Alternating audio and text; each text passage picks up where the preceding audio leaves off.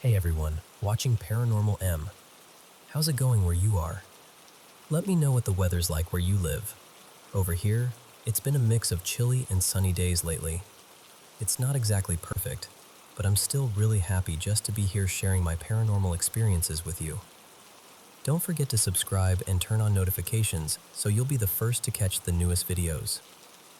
Good night. So, not too long after that strange thing with my oldest boy accidentally recording something in his room, something started happening with my younger son, Mason.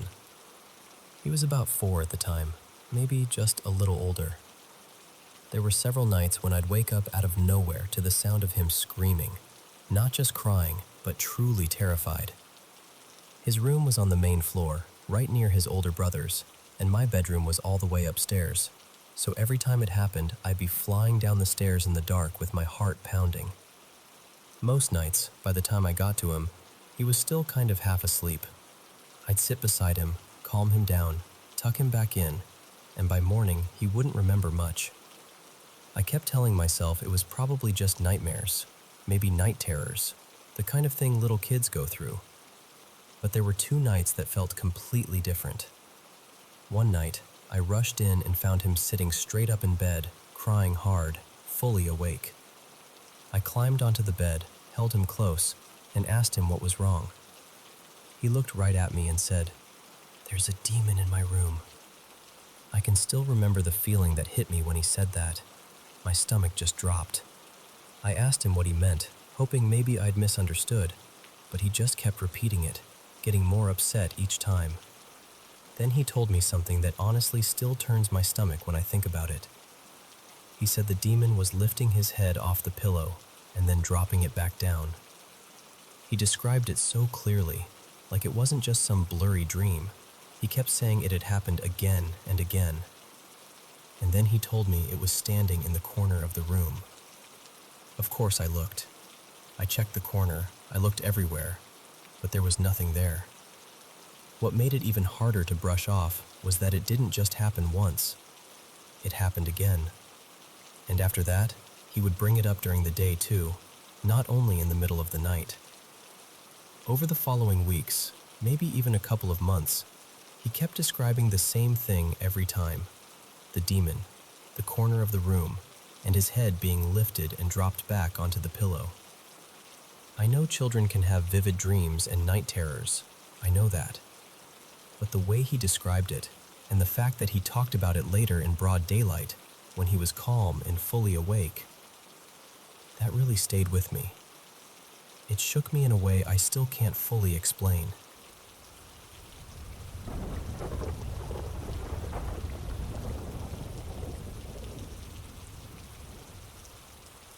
Hey, I've gone back and forth on whether to share this, because even saying it out loud still feels unreal.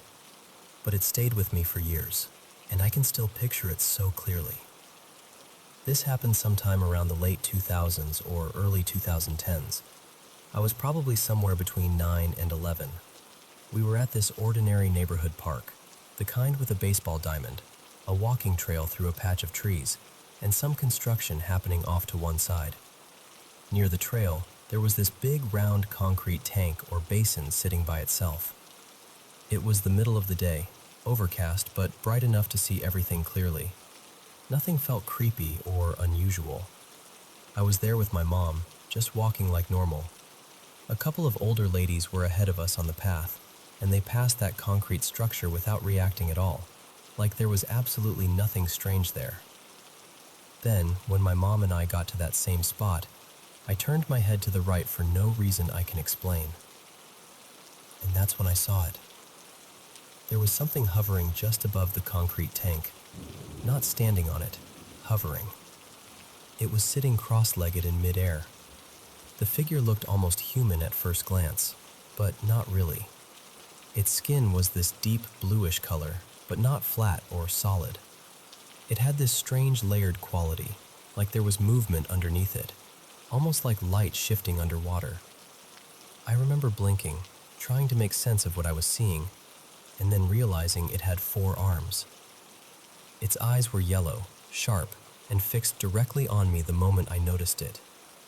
It wore something that looked like a robe or cloak in blue and gold, but the patterns on it wouldn't stay still. They kept subtly shifting, not wildly, not like it was flickering in and out, just enough that every time I tried to focus on one detail, it seemed to rearrange itself. And the second we made eye contact, everything changed. The sounds around me dropped away like someone had turned the world down. The park was still there, but distant. My ears started ringing. My body suddenly felt heavy, like moving would take too much effort. I remember thinking I should step back, or say something, or do anything at all, but I just stood there. And the weirdest part is, I wasn't afraid. Not calm exactly, but not scared either, just completely locked in. I could hear my mom saying my name, Mara, but it sounded far away, even though she was right beside me. Then she said it again, and this time it sounded closer, like I was surfacing out of something. And then all at once, everything came rushing back. The sound, the feeling in my body, all of it. My mom grabbed my arm and pulled me forward, and we moved fast down the trail. I looked back one time. It was still there, hovering in the same spot, watching. It didn't look angry. It didn't look welcoming either, just completely still, calm, like it had been there long before we noticed it and would still be there after we left. I barely talked about it for years. Then, a few years ago, I mentioned it to my mom out of nowhere, and to my surprise, she remembered it too. She told me she thought about it for a long time afterward, but eventually shoved it out of her mind because it unsettled her so much. I've never had another experience like that, nothing even close. What I still can't stop thinking about is that shift when we locked eyes, the muffled sound, the ringing, the strange heaviness, like time bent for a moment.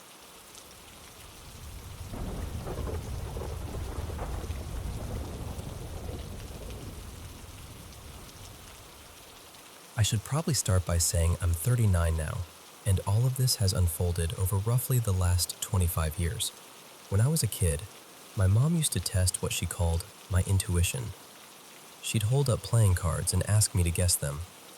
A surprising amount of the time, I'd get either the number or the suit right.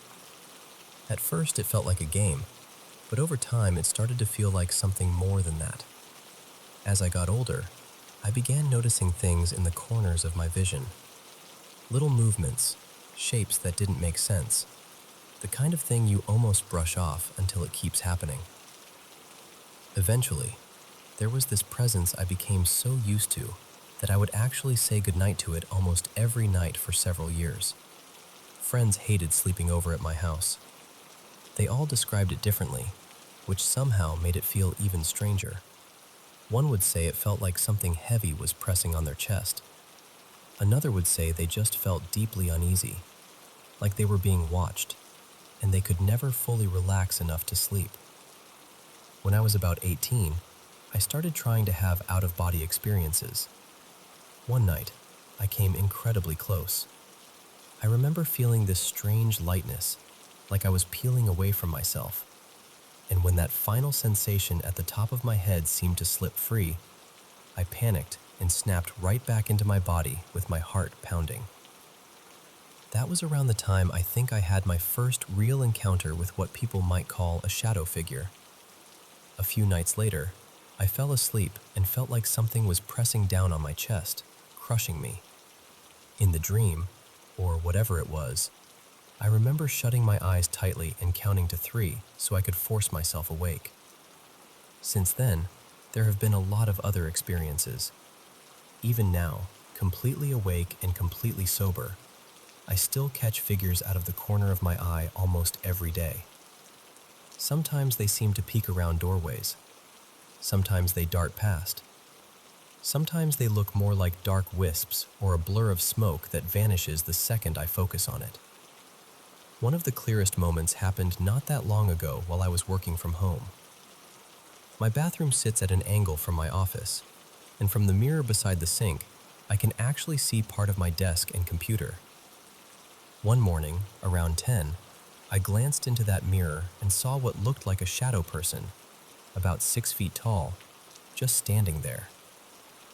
I looked away, then back again. I blinked, stared, tried to make sense of it, but it was still there. Then I turned and saw it directly, not just in the reflection, and it drifted off to the right toward the window and disappeared. Things have been quieter since then, at least compared to before. But a couple of weeks ago, I saw what looked like a dark arm reach around the edge of the wall and tug at a hanging cable hard enough to make it swing. At this point, I don't know exactly what I'm asking for. I just know it feels like something has been around me for a long time, and I've never really been able to understand what it is. I'd just like to make some kind of sense of it.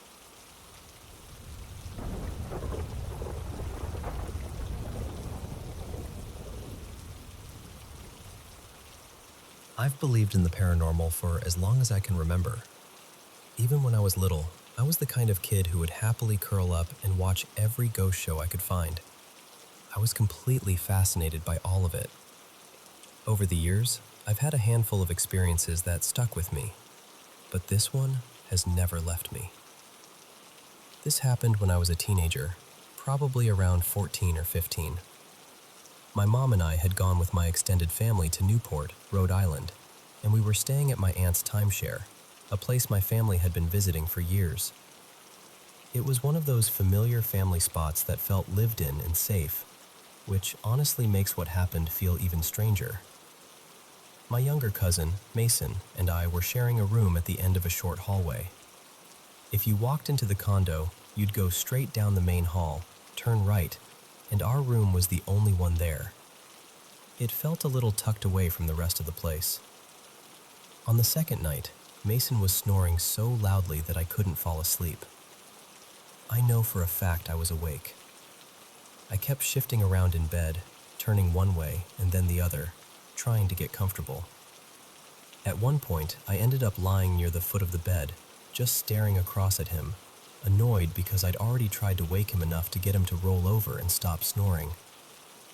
I remember rolling my eyes and turning my head, and that's when I saw someone standing at the end of my bed. At first, all I noticed were the legs. They were wearing fishnet stockings. Then, as I pulled myself back toward the headboard, I saw more of the figure. A dark skirt, long reddish curls falling past the shoulders, and the outline of a tall person standing there with one hand on their hip. What made it so horrifying was that I couldn't really see their face. The room wasn't pitch black. There was light coming in through the window behind them, enough that I should have been able to make out details. But instead, most of their face and part of their body looked swallowed in shadow, almost flat and black, like the light just stopped where they were. And they were facing me, just standing there, still, as if they were watching me. I was absolutely frozen. I couldn't move, couldn't think, couldn't even look away. I just stared. Then I did the most cliché thing possible. I yanked the blankets over my head, counted as steadily as I could, and finally forced myself to look again. They were gone. The second I realized that, I practically dragged Mason out of sleep. I didn't even try to be quiet. I called his name loudly enough to wake him up, and I made him turn on the TV because I was too terrified to sit in the dark. He was half asleep and irritated, but he did it, then rolled over and went right back to sleep. I didn't sleep at all after that. I stayed awake the rest of the night with the television on, just waiting, listening, watching. Nothing else happened, not that night and not for the rest of the trip. But I have never forgotten that figure. Out of everything I've experienced, that was the clearest, the strongest, and easily the most unsettling. Even now, I can still picture exactly how they looked standing there at the end of my bed.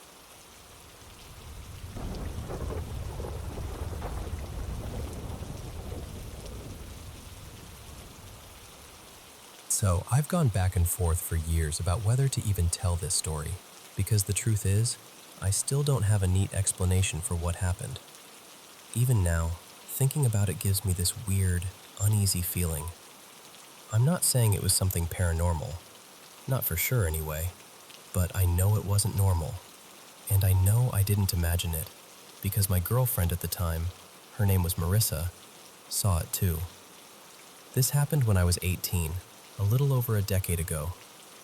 Back then, we lived in a second-floor apartment, and from our bedroom window, you could see straight into the building across from us. It was one of those older apartment blocks, maybe 3 stories tall, with rows of windows facing ours. For a couple of weeks before the main thing happened, Marissa kept waking me up in the middle of the night, telling me she saw something strange in one of the windows across the street. She'd be genuinely shaken, and I'd always brush it off. I was a deep sleeper, and honestly, I just didn't want to deal with anything creepy at 2 in the morning. I'd mumble something half awake, tell her it was probably nothing, and we'd go back to sleep. But then one night, something happened that made me start paying attention. I'd just bought this new glass pipe earlier that day, one of those novelty ones with a reggae design on it. Right before bed, I packed it and stood by the window for a minute. And out of nowhere, the pipe felt impossibly heavy in my hand. I don't mean slippery or awkward, I mean heavy, like somebody had suddenly swapped it for something solid and weighted. It dropped straight out of my fingers and shattered on the floor. I just stood there, staring at the broken glass and everything spilled out around it. I remember feeling frozen, like something was wrong in a way I couldn't explain. I didn't even look back out the window. I just locked it, cleaned up enough to ignore it, and went to bed with this awful feeling in my chest. A few nights later, around 3 in the morning, Marissa and I were walking back from my brother-in-law's place, which was in the back of the property. We were climbing the stairs to our apartment when she suddenly told me, really quietly, to look over. At first, I barely glanced. I figured it was just people hanging out late, maybe some kind of party in one of the apartments across the way. Nothing unusual. But then I looked again, really looked, and my stomach dropped. What I saw were figures, but not people. They were completely black, darker than the room around them, like shadows except solid somehow. They were moving in this stiff, unnatural side-to-side rhythm, almost like dancing, but not in any way a real person would dance. Their arms were raised at these sharp angles, jutting up from where their shoulders should have been, except it didn't even look like they had necks or real heads. No faces, no features, just these impossible shapes. One of them had this bent body that looked almost zigzagged, like it had been folded the wrong way. 2 others seemed fused together. One leaned forward in front of the other, but both still swaying in that same rigid, mechanical motion as the rest. There were colored lights flashing in the room, red, green, blue, like cheap party lights, but the light didn't hit them. That's one of the parts I still can't get over. It was like the colors moved around them instead of landing on them, like they weren't really part of the room at all. What made it even stranger was that the windows around that apartment looked normal. Above them, there was a man pacing back and forth while talking on his phone under this dim yellow light. In another nearby window, a guy was sitting down reading, completely calm, same warm yellow light. At first, that almost made me question what I was seeing. Then, everything changed. Because both of us felt it at the exact same time. Those things knew we were watching. They didn't stop moving. They didn't turn to face us. But somehow, unmistakably, we felt their attention lock onto us all at once. It's hard to describe unless you've felt something like that before. It was like standing in front of a huge room full of people right before speaking. That crushing pressure in your chest, but darker, heavier, pure dread. Marisa grabbed me and we ran inside. We were only outside for maybe 10 seconds after noticing them, maybe 15 at the most, but it felt longer. We rushed into the apartment, went straight to the window, and looked back out. And they were gone. The figures, the movement, All of it. Gone. The colored lights were still flashing in the room like nothing had happened. The yellow-lit windows nearby looked completely ordinary. It was like the whole thing had just been erased. For a long time after that, I was genuinely scared. I read everything I could, trying to find anything that matched what we saw. Shadow people, dimensional stuff, visual distortions, anything. The closest idea I ever found was that maybe they were some kind of shadow beings, and the normal-looking people in the neighboring windows were just part of whatever disguise or illusion was happening. But honestly, I don't know. I still don't know. All I know is that it was real enough for both of us to see it, and real enough that I still think about it all these years later. And even now, it still gets under my skin.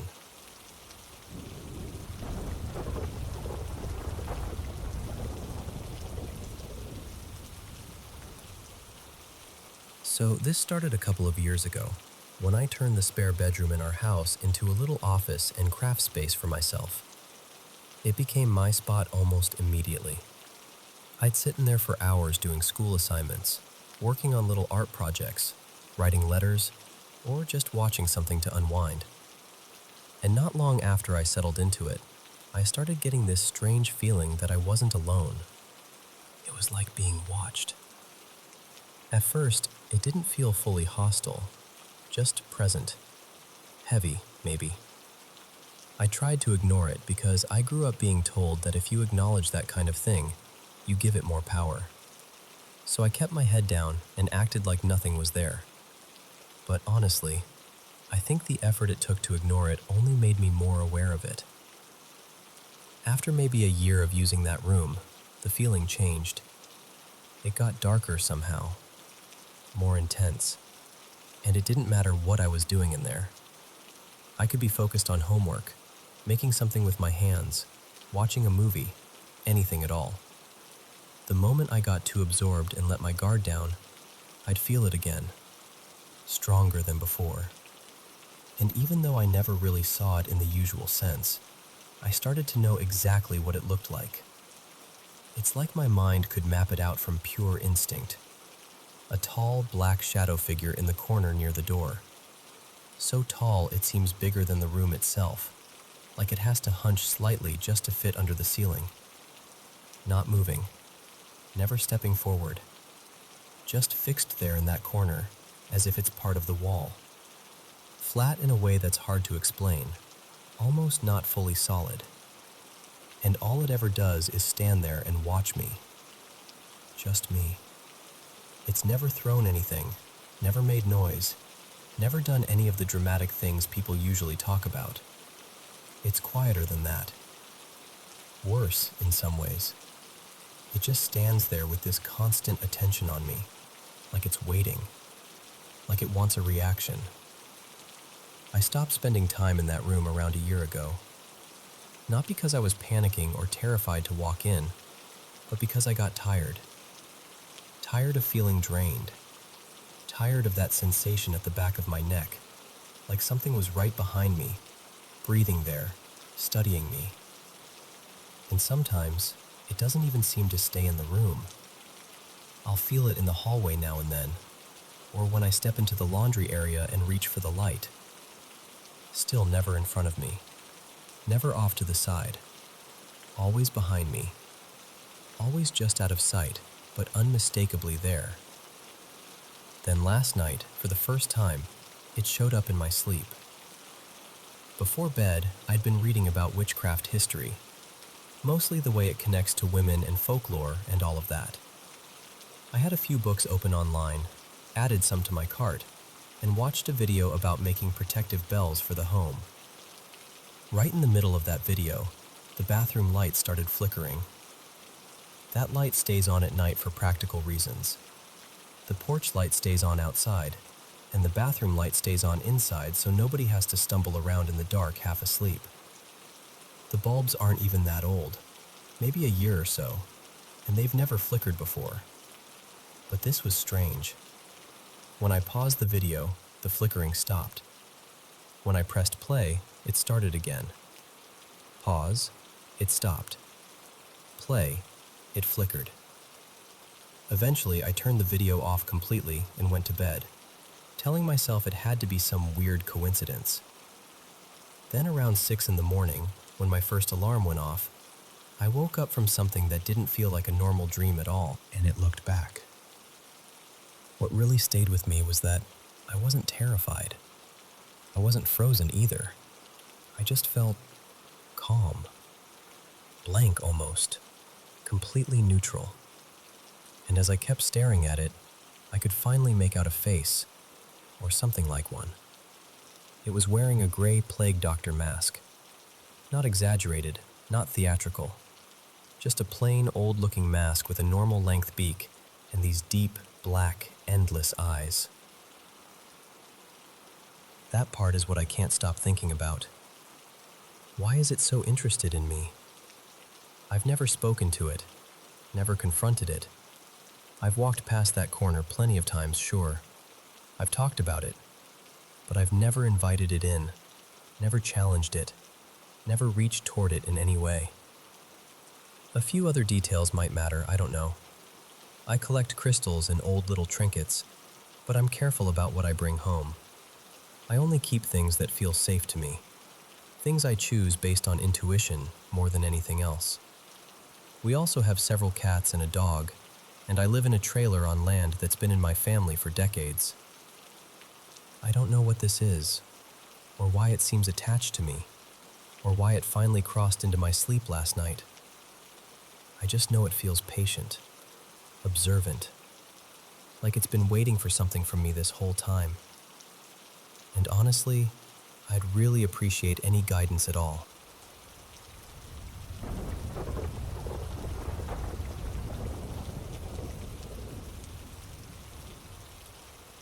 So, when I was about 16, maybe 17, my younger sister Danny and I ended up sharing a room. She was about 5 or 6 years younger than me then, still very much a kid. We moved into our older brother's old room after he left home. It was the biggest room in the house, with the nicest light, and to us, it felt like an upgrade. We put 2 beds in there and thought it would be fun, but honestly, from the very beginning, something about that room felt wrong. It's strange, because my brother had stayed there for years and never mentioned anything unusual. But for us, the whole space felt heavy. That's the only word I can really use for it. Heavy. Like the air in there pressed down on you. We both felt it, even before anything started happening. Around that same time, people in my friend group had been hanging around these abandoned places on the edge of town. Then things got ugly. The police got involved after a few girls came home bruised, and there were all these stories going around about rituals, animal remains, and initiations that had turned violent. I never knew how much of it was rumor and how much was true, but the atmosphere around all of that was dark, and it stuck with me. Then, things started happening in our room. At first, it was scratching in the walls. That awful kind of sound that makes your skin crawl because it always seems close, but never close enough to explain. We tried to be rational. We thought maybe it was a mouse, or pipes, or the house settling. But the sound was too deliberate, too near us. I remember one night hearing it right beside my head, so close it felt like something was scraping the wall inches from my pillow. I panicked, jumped up, and bolted for the door so hard I nearly ripped it open. My sister heard it too. She heard all of it. The room was always creaking. The floor, the furniture, everything. Even when nothing was moving, it felt like something in there was restless. We started sleeping with a lamp on because neither of us could stand the dark anymore. Not long after that, I began having sleep paralysis, and it wasn't occasional. It got bad. Some nights it happened more than once. I became scared to go to sleep because I knew what might be waiting for me the second I drifted off. Then, one night, I woke up feeling something gripping my ankle. I couldn't move, and I heard this low, guttural voice saying my name. Not shouting it, not whispering it, just saying it in this awful, deep tone that didn't sound human at all. I still get chills thinking about it. My parents believed us, mostly because they could see how terrified we were. We weren't making it up. We were exhausted, anxious, and constantly on edge. But they didn't really know what to do.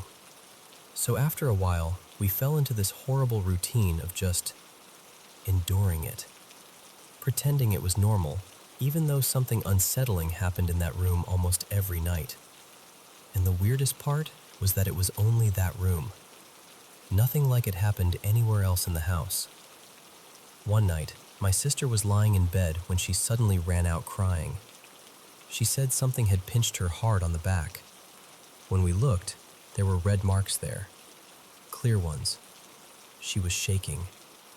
Another time, I was in the kitchen with my grandmother when we heard a huge crash from upstairs, followed by this dragging sound, like something heavy being pulled across the floor.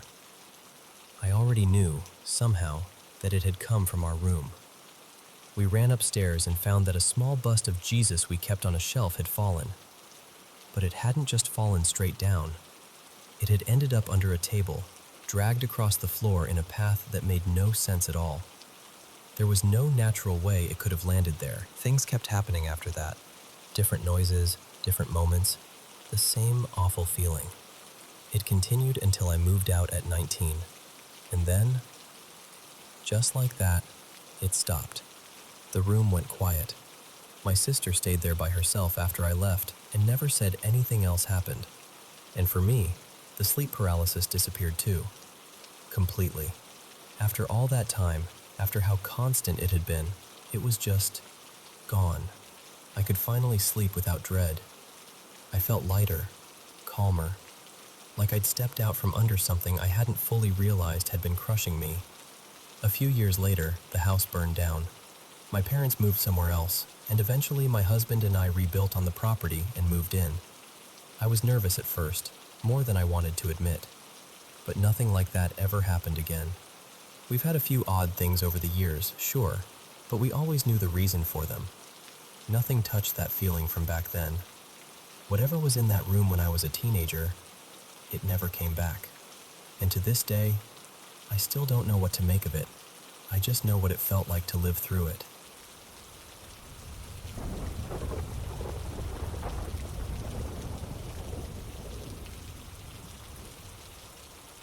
I was about 10 when my mom and my former stepdad rented this house in a quiet little neighborhood on the nicer side of town. It was one of those places where every house looked almost exactly the same. Same shape, same layout, same materials, just painted different colors. But the one my mom chose had this huge extra room added onto the back. It was enormous, bigger than the garage, and somehow that made the whole place feel even stranger. From the moment we moved in, the house felt off. It was darker than anywhere we'd lived before, darker than the apartments we came from. And as a kid, I think I picked up on that kind of thing more strongly. You know how children sometimes sense when something doesn't feel right, even when they can't explain it? That was me in that house from the very beginning. During our first week there, we were still in the chaos of moving, trying to settle in while school was already going on. It was a stressful time for all of us. One of those first nights, a package showed up at the house. It only had our address on it. No name, no return address, nothing. When we opened it, there was a book inside about witchcraft and summoning spells. That scared my sister and me immediately. We had just moved in, and that was the first strange thing to arrive at our door. My mom was horrified. She and my stepdad tore it up and got rid of it in a dumpster a few streets away. At the time, we thought it was just some creepy mistake. Looking back, it felt more like a warning. A few months after we moved in, my mom started saying she saw shadows in the hallway. My older sister said the same thing. I didn't actually see them then, but I was still scared a lot because the house was always so dim and heavy. Around that same time, there was a lot of tension in the family. People were angry, arguments were constant, and everything felt fractured. We stopped seeing relatives as much. We stayed home more. Everybody kind of pulled inward. Honestly, I still believe that all that tension made the atmosphere in the house even worse. There was supposed to be this tall, shadow-like figure that would appear in the hallway or move through it. And there were always these little noises, scratching at the bathroom door, scratching near the closet in my room, sounds in the hall when no one was there. I remember one night really clearly. I was in the bathroom, sitting there with my old iPod, just minding my business, when I heard this faint scratching at the door. At first, I thought it was my sister messing with me, because that was exactly the kind of thing she'd do. So I called out, "What?" For a second, nothing happened. Then the scratching came back, slower this time, like someone with a long fingernail was dragging it across the outside of the door. I told it to stop, and it actually stopped. When I came out, I went straight to the back family room where my sister was sitting. I told her not to do that while I was in the bathroom because it freaked me out. She just looked at me, completely confused, and said she'd been in the back room the whole time. I accused her of lying, but she kept insisting she hadn't gone near the hallway. Even now, when I think about that moment, it gets under my skin. Because whatever made that sound was right outside the door with me. A while later, my uncle, my tío, came to stay with us from out of state for a couple of weeks. He slept on the floor in the big back room, and my sister and I stayed out there too, because we didn't get to see him very often and wanted to be close to him. That room connected into what used to be the original living room, then into the kitchen. From where we slept, you could see into the kitchen if the light was on, and standing near the island was something small. At first I thought maybe someone had gotten up for water, but as my eyes adjusted, I could see it more clearly. It looked like a little girl.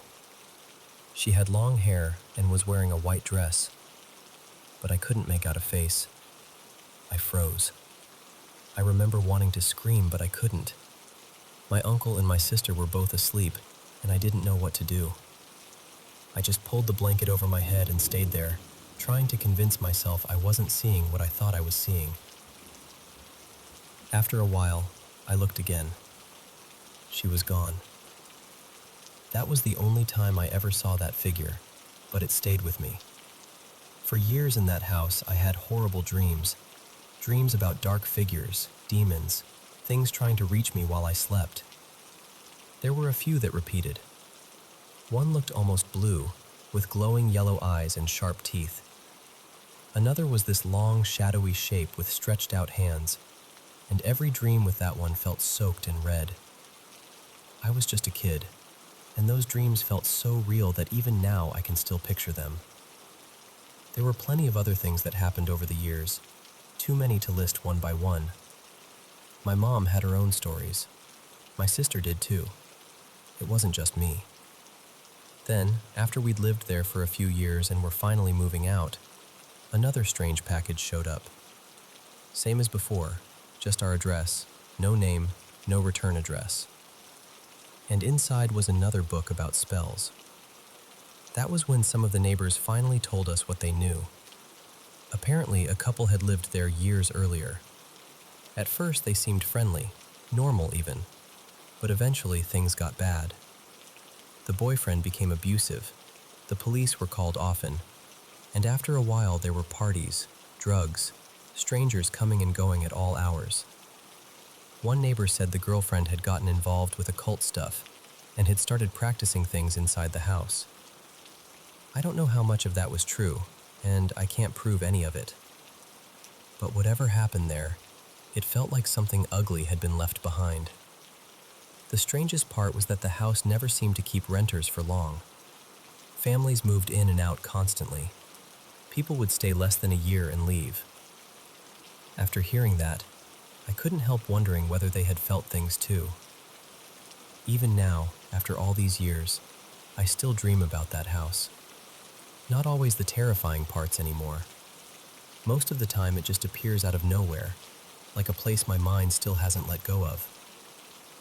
No matter what kind of dream I'm having, somehow that house always finds its way back in.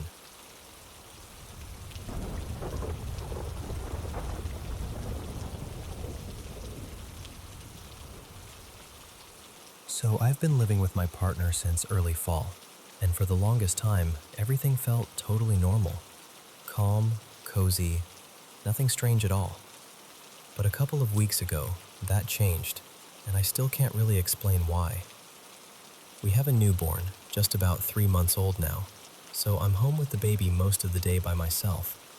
At night, I sleep in a separate room with him so my partner can get decent sleep for work, which means I spend a lot of time alone. And before I say anything else, no, I really don't think this is just exhaustion. The baby actually sleeps pretty well most nights, and this didn't start when I was at my most sleep-deprived. At first, it was little things. I'd think I heard footsteps moving through the house, sometimes at night, sometimes during the day. Our place is tiny, so every sound carries. I can hear someone step onto the porch from the back room, and I can even hear the cats crunching their food in the kitchen. So when I started noticing what sounded like someone walking around, it got my attention. Then there were moments where I thought I saw someone standing near the doorway, or just moving past the room where the baby and I were. Not clearly, not enough to say for sure, but enough to make me look twice. Part of me tried to explain it away. I'd had this awful dream one night about someone standing outside the window by our bed, and in the dream, they came inside. Ever since then, that window has made me uneasy.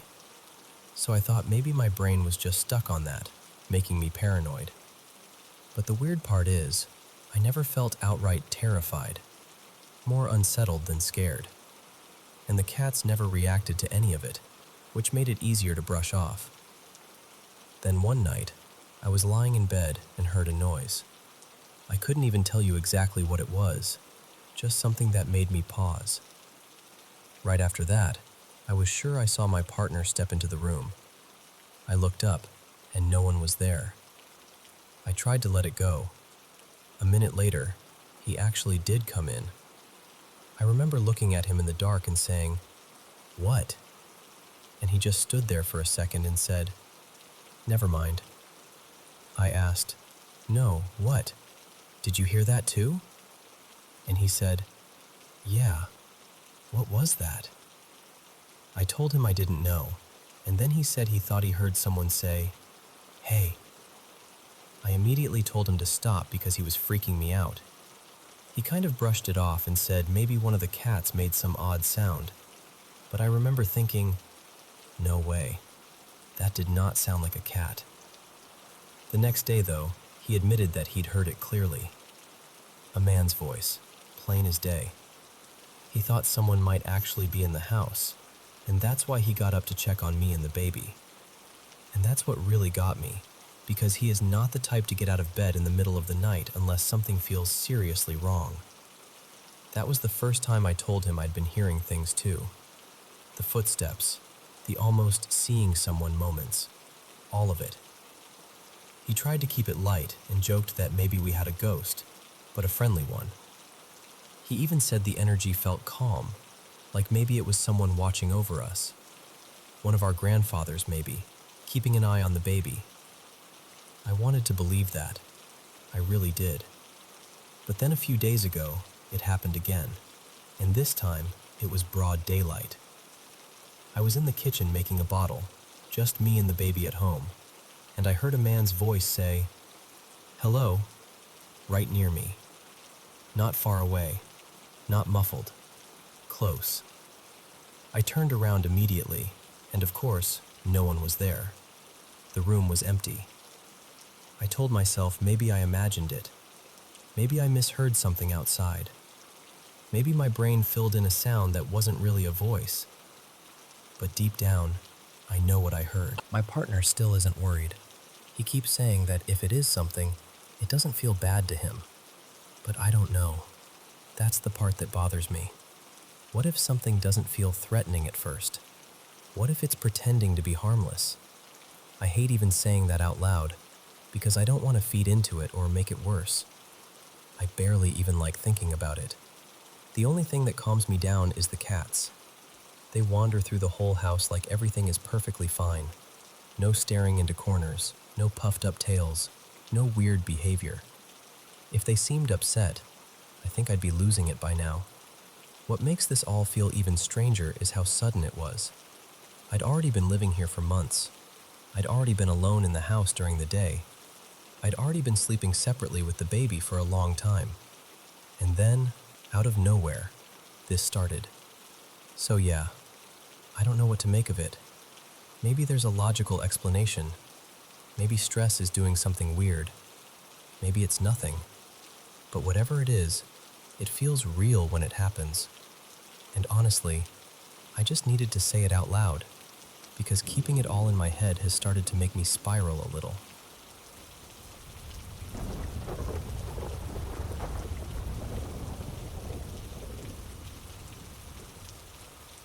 So, this happened when I was waiting at my university library for my mom to come get me.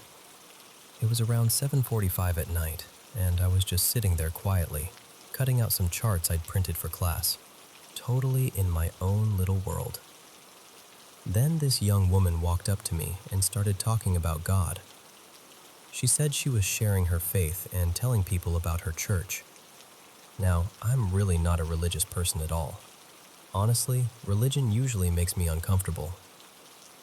But she seemed calm and sincere, and I didn't want to be rude, so I just listened. She started telling me her story, and at the end of it she said, "That was the first time I felt the Holy Spirit."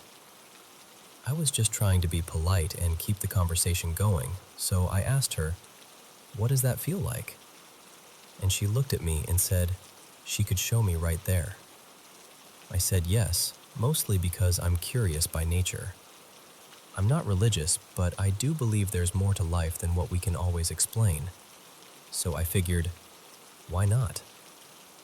She placed her hand on my shoulder and started praying. Then she asked me to repeat a few words after her. I felt a little awkward because we were literally in the middle of the library, but at that point, I was already committed, so I just went along with it. While I was repeating what she said, I noticed her hand felt freezing cold. Not just cool, like shockingly cold. But at the same time, it didn't feel heavy or solid the way a hand normally does. It almost felt weightless, like it was barely touching me and hovering at the same time. I know that sounds strange, but that's the closest I can get to describing it. When she finished praying, I opened my eyes and asked her, "Are you cold?" She immediately said no. So I touched her hand, just for a second, and it was actually warm. Warmer than mine, even. And that really threw me off. I told her what I'd felt, and she just kind of smiled and said it was a sign. But what stood out to me was that she didn't seem excited about it. I don't know, I expected more of a reaction. She was just calm. Almost too calm. Right then, my mom called to say she was outside, so I told the woman I had to go.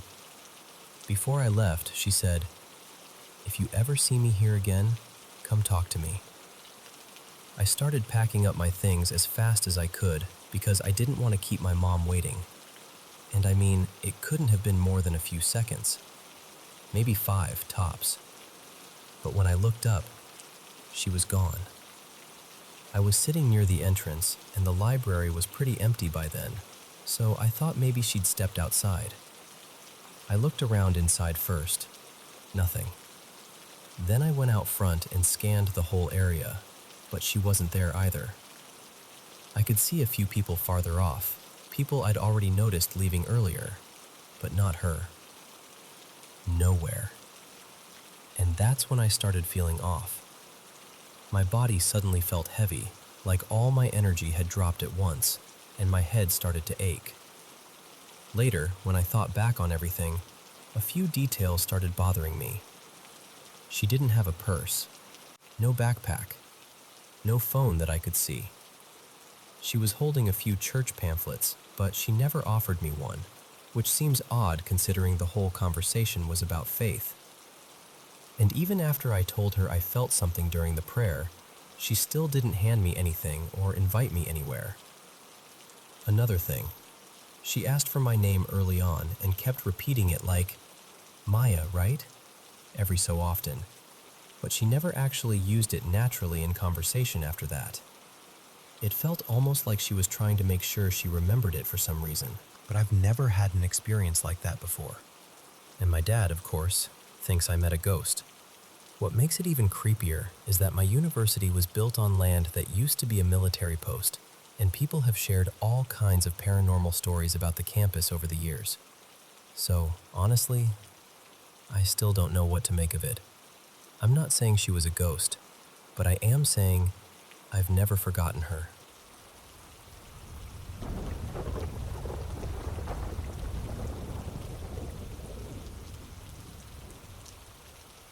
I've been trying to make sense of something that happened in my family, and honestly, I still don't fully know what to believe. My grandmother, Lila, lived alone in a big old house right in the middle of the city for nearly 3 decades. She was always very independent and never wanted to stay with anyone. She also had a difficult relationship with her children, including my mom. But one thing about her was certain: she prayed constantly. Every single day, she would spend hours praying in that house. When my mom was about 16, a priest came to bless the home. During the blessing, he became uneasy and said something in the house felt deeply unsettled. He told the family that whenever he tried to pray, it felt like something was interrupting him, almost as if there was a presence pushing against the prayer itself. Years later, my grandmother was still living there alone. At one point, she hired a few men to do some construction in the back part of the property. Since the weather was warm and the backyard had tall trees and cool air at night, they decided to sleep outside under a covered area. After a few nights, they told my grandmother they had been hearing a woman crying in the dark. Not just softly, but in a way that sounded full of pain. Then one night, they said they saw a woman with long black hair standing near the trees. They were so frightened they left the job unfinished and never came back. Even though my grandmother could be very harsh with my mom still cared for her when she became seriously ill over the last couple of years. She helped her recover, looked after her, and stayed by her side. But even then, my grandmother would still speak badly about her to other people. It hurt my mom deeply, but she kept caring for her anyway. Not long ago, my grandmother passed away in our home. My mom was devastated. Even after everything, she loved her and wanted to honor her properly, so she brought her back to her house for the final rites. Then something strange happened. Either the night of the funeral or the night after, my mom was lying in bed when she felt something tapping her lightly, almost like a fingernail touching her skin several times. Right after that, she felt a crushing weight on her chest and shoulder, like someone had sat down on her. She said in that moment she felt an overwhelming dread, like something had gone very wrong. By the next day, her body felt so weak and heavy that even climbing the stairs became difficult. She had to pull herself up using her hands. She told my dad she needed to see a doctor because she felt like whatever was happening was getting worse fast. On the way to the clinic, they passed a church where a feast day celebration for a saint was taking place. They decided to stop and go inside. That saint is known in our area for a special blessing where 2 candles are placed in an X shape near the neck. The moment my mom received that blessing, every bit of pain left her body. Instantly, completely. She was shocked. One second she felt crushed, and the next she was fine. Before that happened, when she first started feeling sick, she had told someone she trusted. That person told her they had seen something similar in their own family and believed it was caused by a spirit attaching itself to someone. They even said that in cases like that, the affected person could die within 30 days. Hearing that terrified my mom. That was last week. Then yesterday, the same staff member told my mom that ever since she went to that house, she hasn't felt right. She's been feeling weak, unwell, and she says the symptoms are almost exactly the same ones my mom had. Now my mom believes that something has always been wrong with that house, and that my grandmother's constant prayers may have been the only thing keeping it contained. And now that she's gone, whatever was being held back is starting to show itself. I really don't know what to think, but that's what happened. And the whole thing has left our family shaken.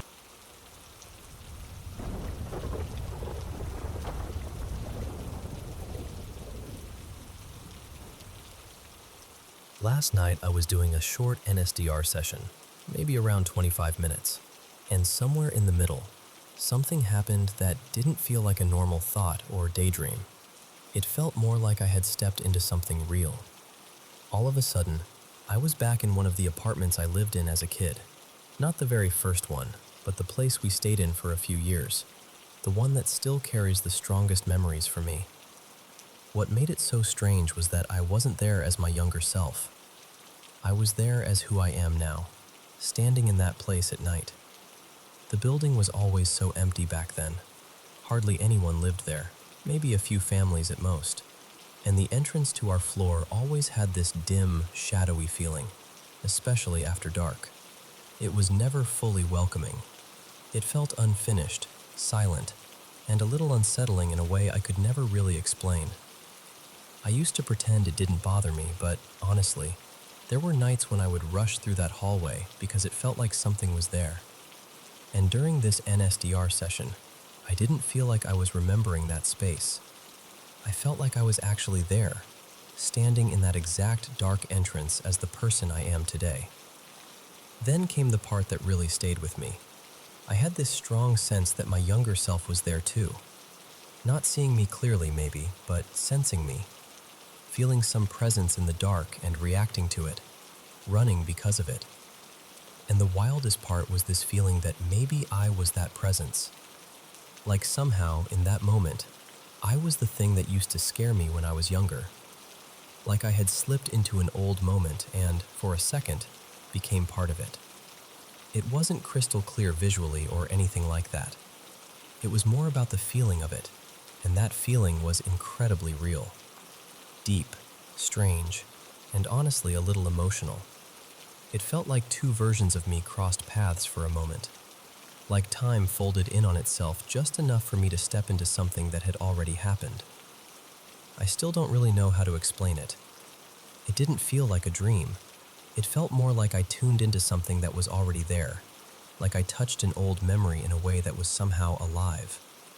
And I've been thinking about it ever since.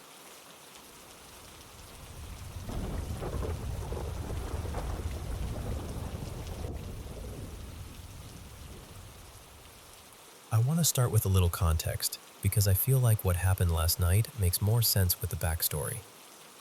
I grew up in a very religious Muslim household.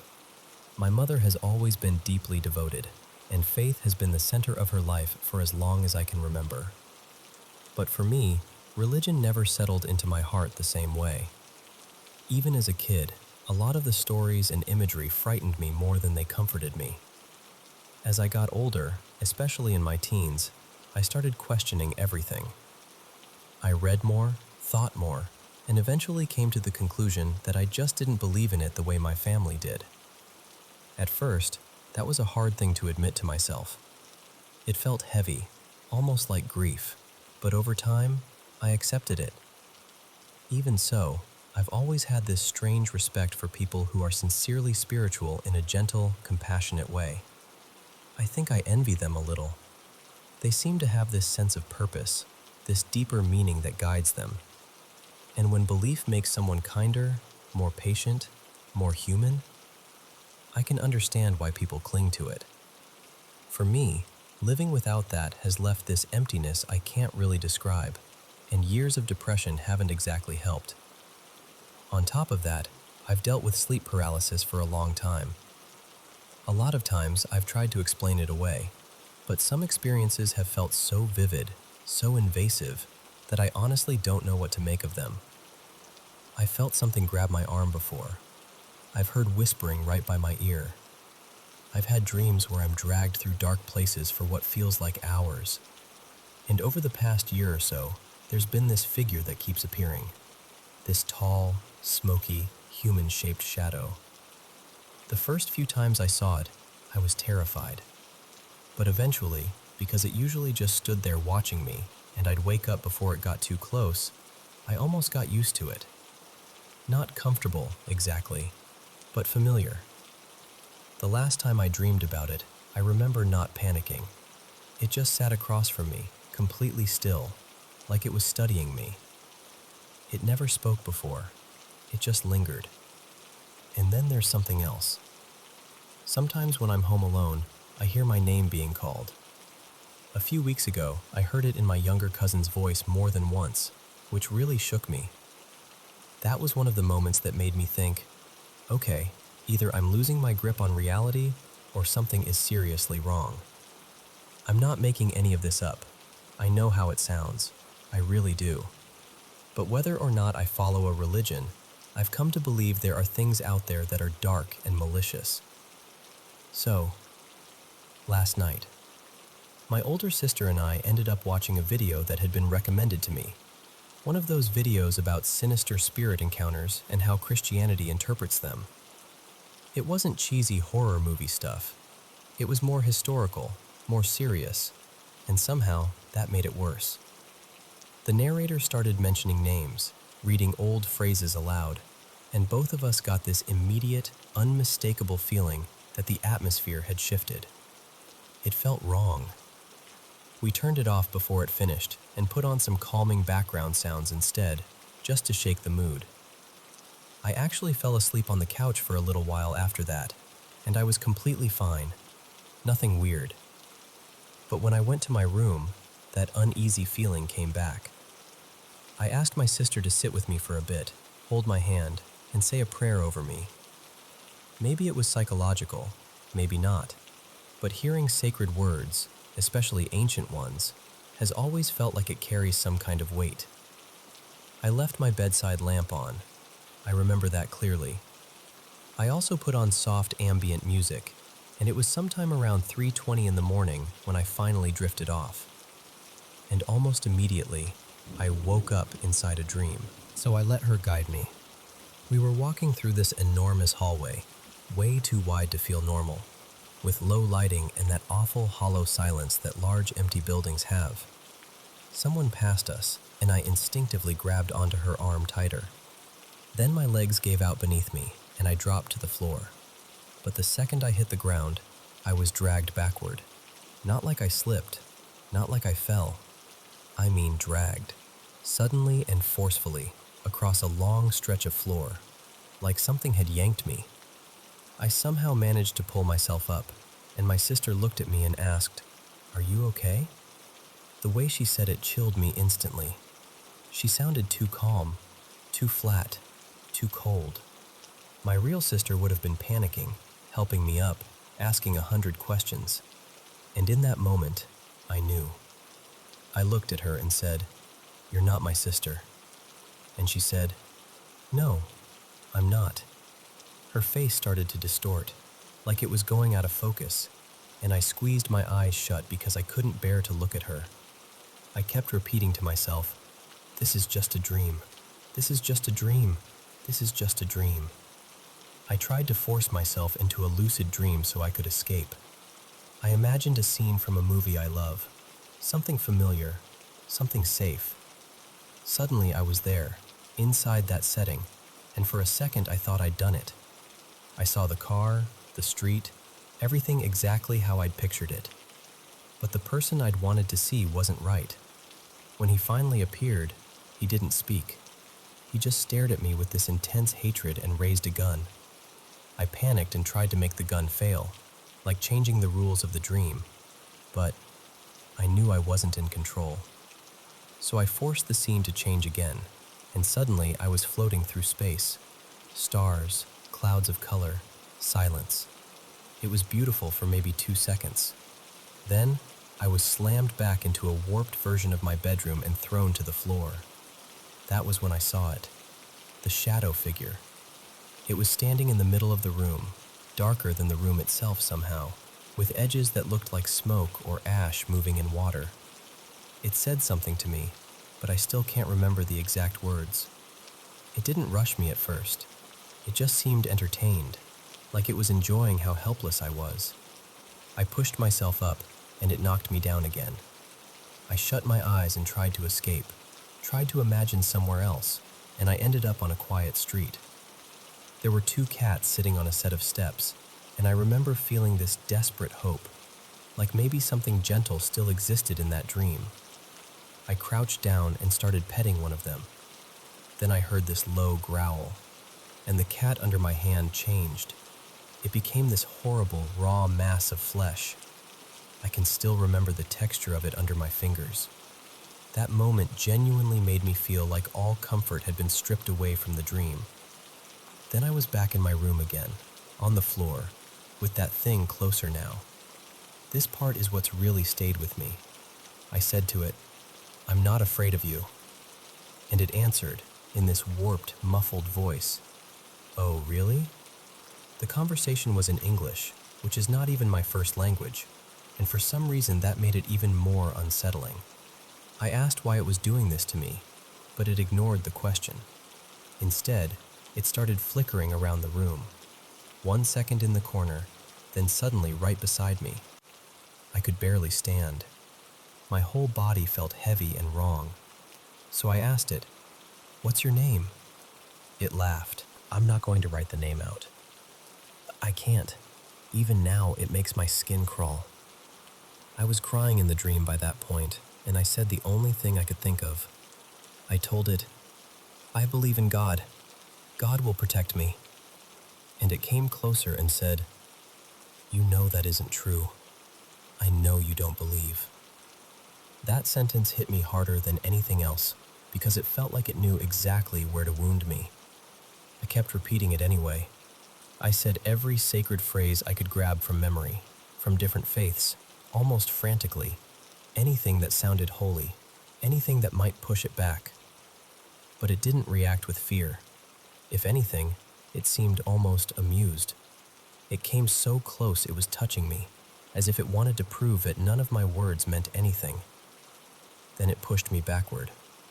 I fell in this horrible, slow motion way, and when I landed, it covered me completely. Not like a person pinning someone down, more like smoke being poured over me, sinking into every part of my body. At first, it was suffocating. I was horrified. But then the sensation changed, and that might be the most disturbing part of all. It became strangely euphoric.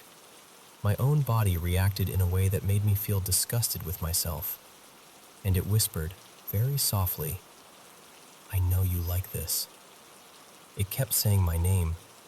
I felt violated, repulsed, trapped. At one point, I could see my real body lying in bed from above, like I was hovering near the ceiling looking down at myself. I tried over and over to get back into my body, like diving toward it. But every time I failed, I was pulled back into that room with the thing still over me. Eventually, somehow, I made it back. I woke up all at once. My room was completely dark, and that's what sent me into full panic, because I had left the lamp on. I know I did. I jumped up and turned it back on immediately. Nothing was there, of course, just my room. But my heart was pounding so hard I thought I might be sick. When I checked the time, it was 3:48 a.m. I had only been asleep for maybe half an hour, but it felt like I'd been trapped in that nightmare for an entire night. I use a smart bulb, so once I calmed down enough to think clearly, I opened the app on my phone to check the schedule. The shut-off time had changed. It had been set to turn off at 3:35 a.m. I never set it that way. I always leave it scheduled for much later in the morning. Seeing that made my blood run cold, because it meant the light had gone out right after I fell asleep. And it lined up almost perfectly with the moment everything in the dream became darker and more violent. Maybe there's a rational explanation. Maybe there is. But in that moment, it did not feel rational. By the time the sun came up, I still hadn't gone back to sleep. I felt dirty, honestly. Not physically dirty exactly, more like something had gotten under my skin, into me somehow. The first thing I did in the morning was take a shower because I couldn't stand the feeling. And ever since, I've just been sitting with these questions. What was that thing? Why does it keep coming back? Did I invite something in by watching that video and listening to those names? And the part that scares me most, did it leave something behind? Some kind of mark, spiritually or emotionally, that's not just going to disappear because daylight came. I know some people will hear this and say it was just a nightmare, just sleep paralysis, just stress layered on top of old fears. And maybe that's true. I'm not closed off to that possibility. But what I felt was so vivid, so personal, so deliberate, that I can't just brush it off. So that's what happened. And honestly, I'm still scared.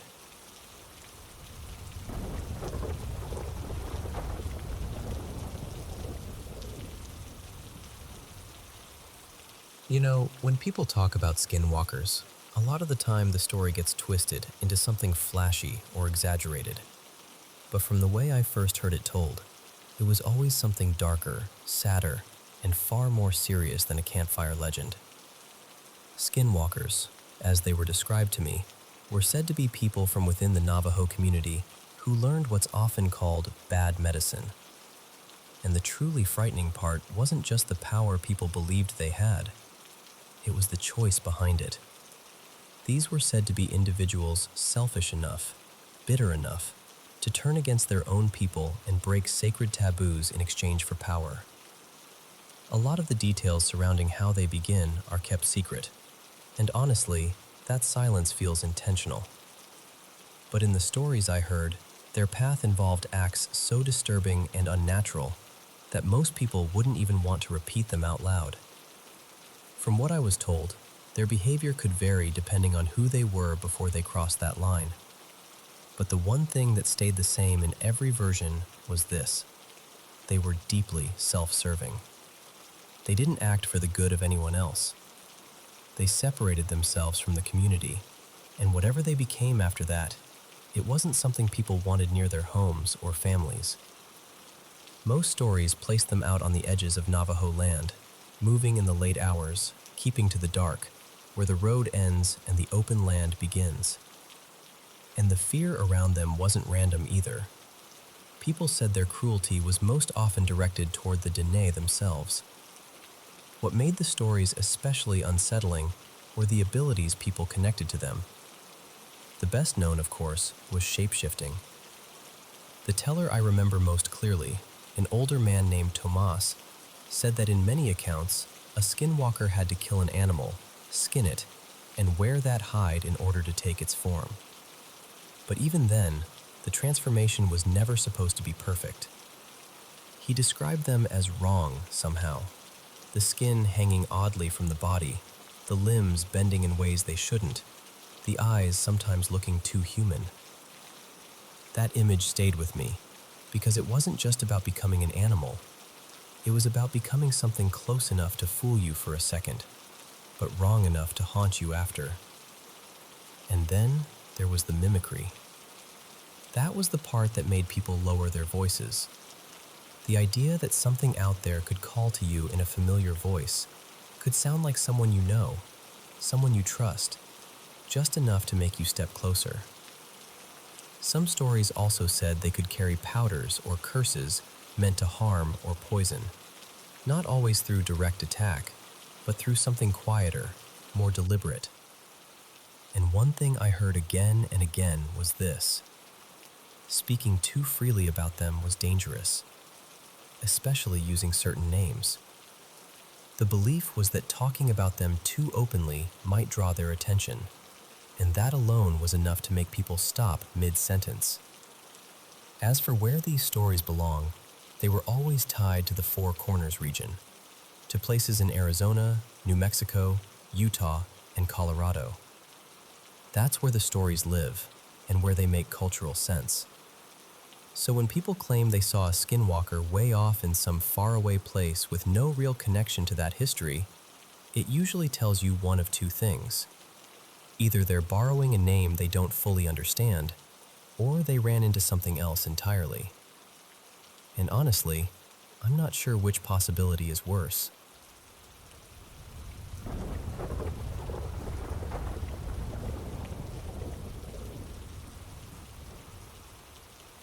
Hearing one of those story channels the other night brought back something I hadn't thought about in years. I was sitting there with my wife, listening, and all of a sudden, this memory came rushing back from when I was around 12, maybe 13. Back then, my mom and I had just moved into this small house tucked behind another one. At first glance, it felt like any ordinary place. You'd walk in and see the living room right away, the bedrooms off to the side, the bathroom near the front, and then a narrow hallway leading straight toward the kitchen in the back. Nothing about it looked strange, but almost from the beginning, something about that house felt wrong. Heavy. Like the air inside it was pressing down on me. I remember one day my mom realized she had forgotten something inside and asked me to run back in and grab it. The second she said it, this awful wave of fear hit me. I didn't even know why. I just suddenly felt like I absolutely did not want to go back in there alone. But I did. When I opened the door and looked down the hallway toward the kitchen, I saw him. There was this figure standing near the railing at the far end, almost like he had been waiting there. He looked like a man, but not really a person, more like a shape made out of pure darkness. No face, no features, nothing I could make out. Just this black silhouette, darker than the room around him. He was leaning slightly, almost casually, like he was looking down at the counter. And then he turned his head toward me. I can still remember the fear that hit me in that moment. I grabbed what my mom had asked for and ran out as fast as I could. I told her what I saw, but she brushed it off and told me I had a wild imagination. After that, it didn't stop. That same feeling kept coming back, stronger and stronger. Sometimes I'd catch that dark figure near the kitchen. Other times I'd feel like he was standing in the hallway, just outside my line of sight. A lot of the time, I'd only notice him in the corner of my eye as I passed by, and every single time it left me frozen with fear. Then there was this one afternoon that really stayed with me. I had gone to a birthday party at a neighbor's house nearby. We were outside playing, running around, getting dirty, and my mom told me to go home and change my clothes. I didn't want to go by myself, so I asked my neighbor and her cousin to come with me. I figured that if I wasn't alone, maybe nothing would happen. We went inside, laughing and talking, probably louder than we should have been. I remember telling them to keep it down because the woman who owned the house was older and hated noise. I thought maybe she'd come out and complain. But then, just like before, that fear came over me again out of nowhere. And out of the corner of my eye, I saw something move. It was fast, like something had dropped or leaped down from the railing at the end of the hall. I stopped cold. The girls saw my face change and asked me what was wrong. I told them nothing, but inside I was panicking. I just wanted to get out of there. We were about to leave when the front door suddenly opened by itself. What made it worse was that door was old and heavy, and it always scraped against the floor when you pushed it open. It stuck every time. You had to force it. There were even marks on the tile where it dragged. So when it opened on its own, we all just stared at each other. And then we heard it. A voice, right there near the doorway, going, "Shh." Not loud, not angry, just close. But there was nobody there. We ran back and told my mom and the other adults everything, but no one believed us. To them, it was just kids getting worked up over nothing.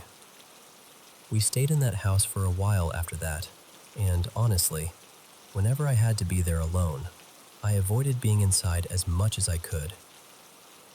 I'd stay out in the yard for hours, just so I wouldn't have to walk through that hallway or look toward that kitchen. I never found out what it was. I still don't know if it was some kind of spirit, something attached to the house, or something my mind could never make sense of. All I know is that what I felt in that place was real, and even now, after all these years, I can still picture that dark figure standing at the end of the hall, turning to look at me.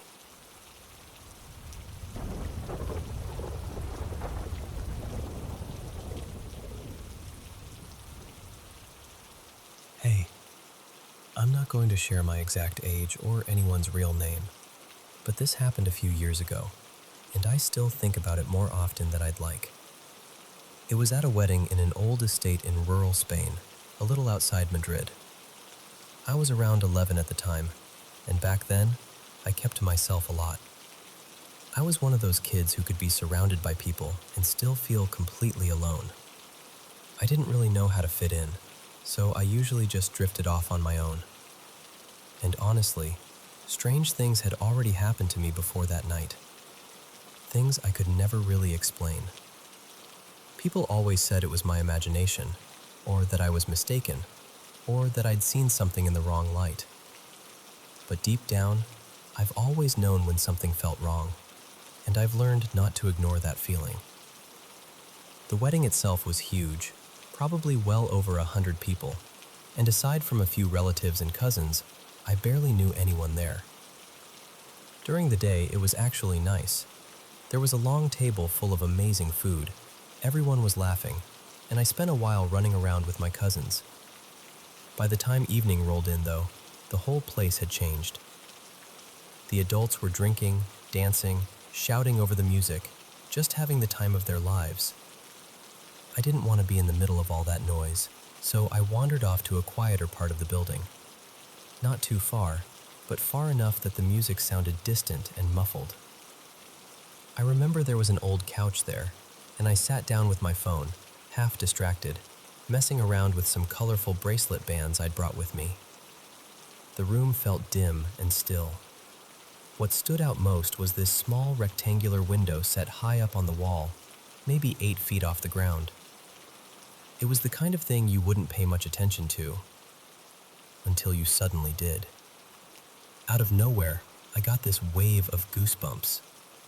You know that feeling when the air changes for no reason, and your body notices before your mind does?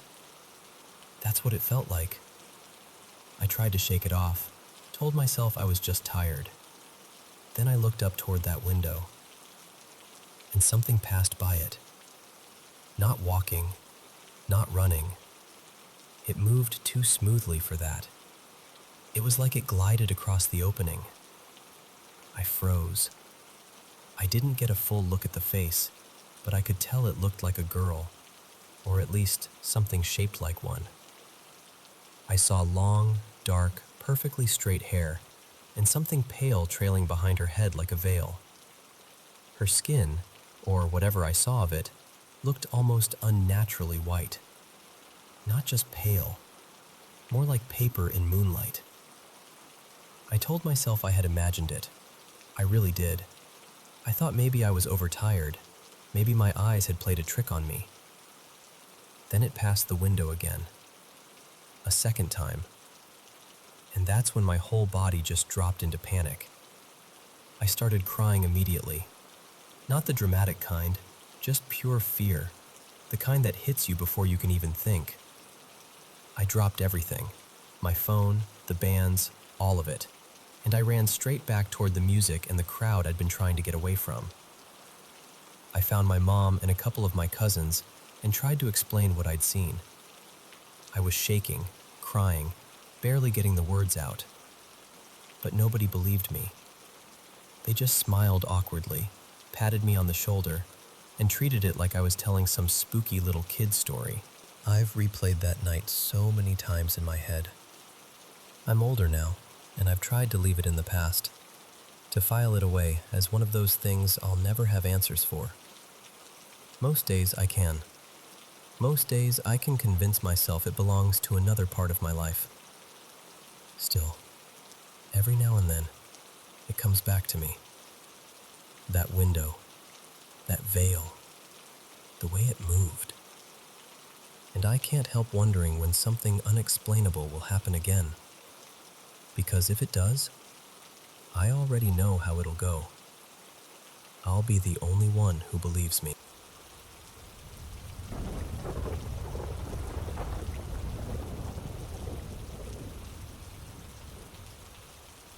Hey, I just need to say this out loud because I feel like I'm carrying it around by myself, and it's getting heavier. For context, I'm 19.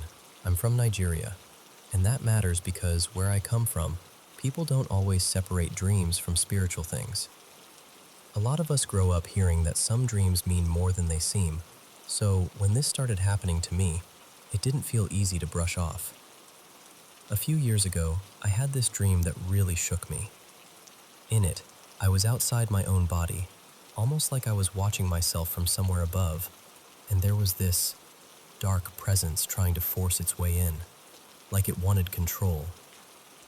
I had to fight it off. When I woke up, I told myself it was probably just some weird, intense dream. I've always liked scary movies and creepy stories, so I convinced myself my imagination had just gone too far that night. But it didn't stop there. Since then, I've been having dreams that feel way too real. It's like I'm stepping into another version of my life, or another version of me, and I'm living through whatever she's going through. Sometimes I'm eating in the dream. Sometimes I'm running. Sometimes I'm barely surviving. There are also these recurring themes that keep coming back. Family members trying to harm us spiritually, people around me acting strange, me being warned not to accept food, not to trust what I see, not to let my guard down. And because of the culture I grew up in, all of it feels loaded. None of it feels random. I tried doing what I thought would help. I started praying more. I tried being more spiritually alert, more intentional, more connected to God, because my mother is very prayerful, and that's what I've always seen people do when something feels wrong. But somehow, instead of getting better, it got worse. What used to happen maybe once or twice a week started happening almost every night. Last night was especially bad. In the dream, something tiny entered my mouth. I think it was an insect, and I started choking. The scary part is that it felt like I was choking both in the dream and in real life. In that same dream, I remember hearing this warning very clearly. Don't let anything enter your mouth.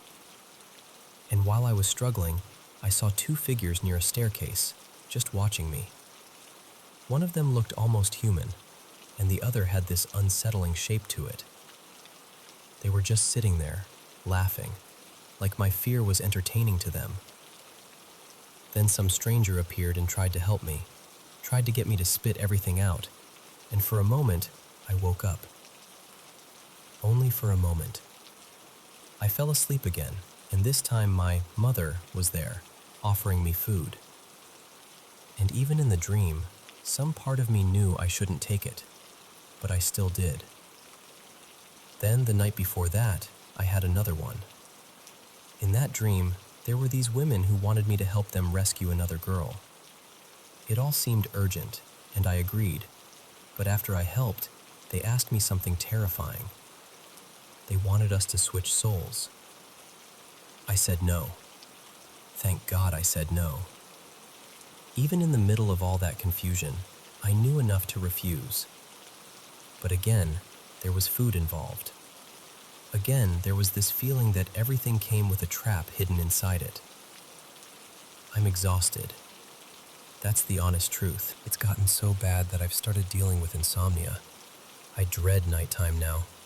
I don't even want to sleep because I already know something awful is waiting for me there. And the sleep deprivation is starting to affect everything. My mind feels worn down. Old feelings I thought I had buried are coming back too. Depression from when I was younger. Dark thoughts I don't want to entertain. Thoughts that scare me because I know where they can lead if I'm not careful. My dad thinks it's all just dreams. My mom, on the other hand, gets very anxious and sees danger in everything. So talking to either of them doesn't really leave me feeling safe or understood. I even looked into sleeping pills because I'm desperate.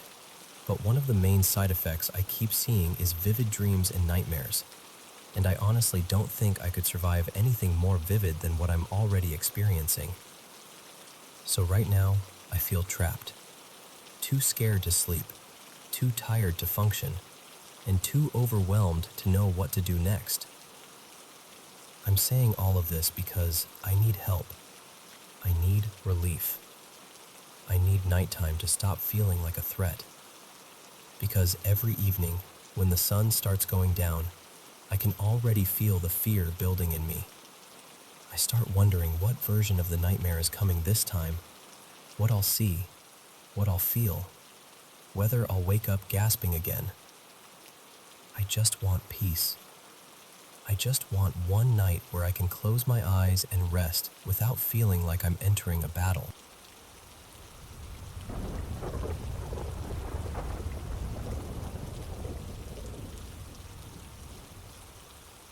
So this happened when I was still in school, and even now, I can't explain it in a way that feels completely right.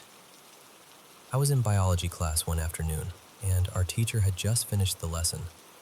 She told us to copy the notes from the blackboard into our notebooks, so everyone had their heads down, writing. While we were doing that, she was walking around the classroom, just checking on us like teachers do. And then, all of a sudden, everything changed. She happened to glance out the window, and I remember her whole expression shifting. She looked genuinely panicked. Not confused, not surprised, panicked. She hurried out of our classroom and went straight to the class next door, brought that teacher back with her, and made her look outside too. And the second teacher reacted the same way. The two of them started shutting all the windows in our classroom and told us very firmly not to look outside. My biology teacher even pulled out her phone and quickly took a picture of whatever it was she had seen. Now, my biology teacher and I were pretty close. I loved science, and she had a soft spot for me. So a couple of days later, when things had calmed down a little, I asked her what had happened. She hesitated, but then she showed me the photo. And I still remember the feeling I got when I saw it. There was a human-like figure standing on top of a building. It had very long hair, and technically, yes, it looked like a person. But something about it felt wrong. The photo was zoomed in, so the quality was terrible, and that only made it worse somehow. You could make out the shape clearly enough, but not enough to feel certain. My teacher told me the figure had been moving in a strange way too. Very stiff, very slow, almost mechanical. She said it looked unnatural, like glitchy little movements instead of normal walking. What made it even more unsettling was this. That building was right next to the one where my family and I lived. Our home was so close to my school that I could literally see our building from the classroom windows. So the second I realized where that figure had been standing, I felt sick. I asked her why she hadn't taken a video instead of just a picture, and she told me she didn't have time. She said the figure had already started moving toward the stairs, like it was about to disappear downstairs, so she just snapped a photo as fast as she could. And to understand why this got under my skin so badly, you have to picture how close those buildings were. They were almost side by side, with this narrow open gap between them. From one building, you could easily see the hallways, doors, and landings of the other. We could all see each other's buildings very clearly. A few weeks went by. Then a new family moved into the apartment building next to ours. A few days after they arrived, I was outside near our front door, just walking around, when I noticed some of the new people across the gap. And then I saw him. A young man standing there, drying his hair. His hair was very long. Later, I found out the family was Sikh, and that explained the hair. They were new to the city, and some relatives who already lived nearby had helped them get that apartment. I even remembered seeing family members come by earlier to speak with the owners about the rent before they moved in. And then something in my mind just clicked. She opened it, and it was him. I'm telling you, it was him. Same height, same build, same long hair, same presence. I felt this horrible, cold drop in my chest. because here's the part that never left me. Before that family moved in, there was no one in that building who looked like that. Hardly any families lived there to begin with, and I knew all of them by sight. There was no tall young man in his 20s living there. No one with that kind of height, no one with that hair, no one with that face shape. And in the photo, you could even make out the outline of a beard and mustache. So how had my teacher photographed someone standing on that rooftop before he was even supposed to be there? That's the part I still can't explain. And honestly, I'm not sure I want to.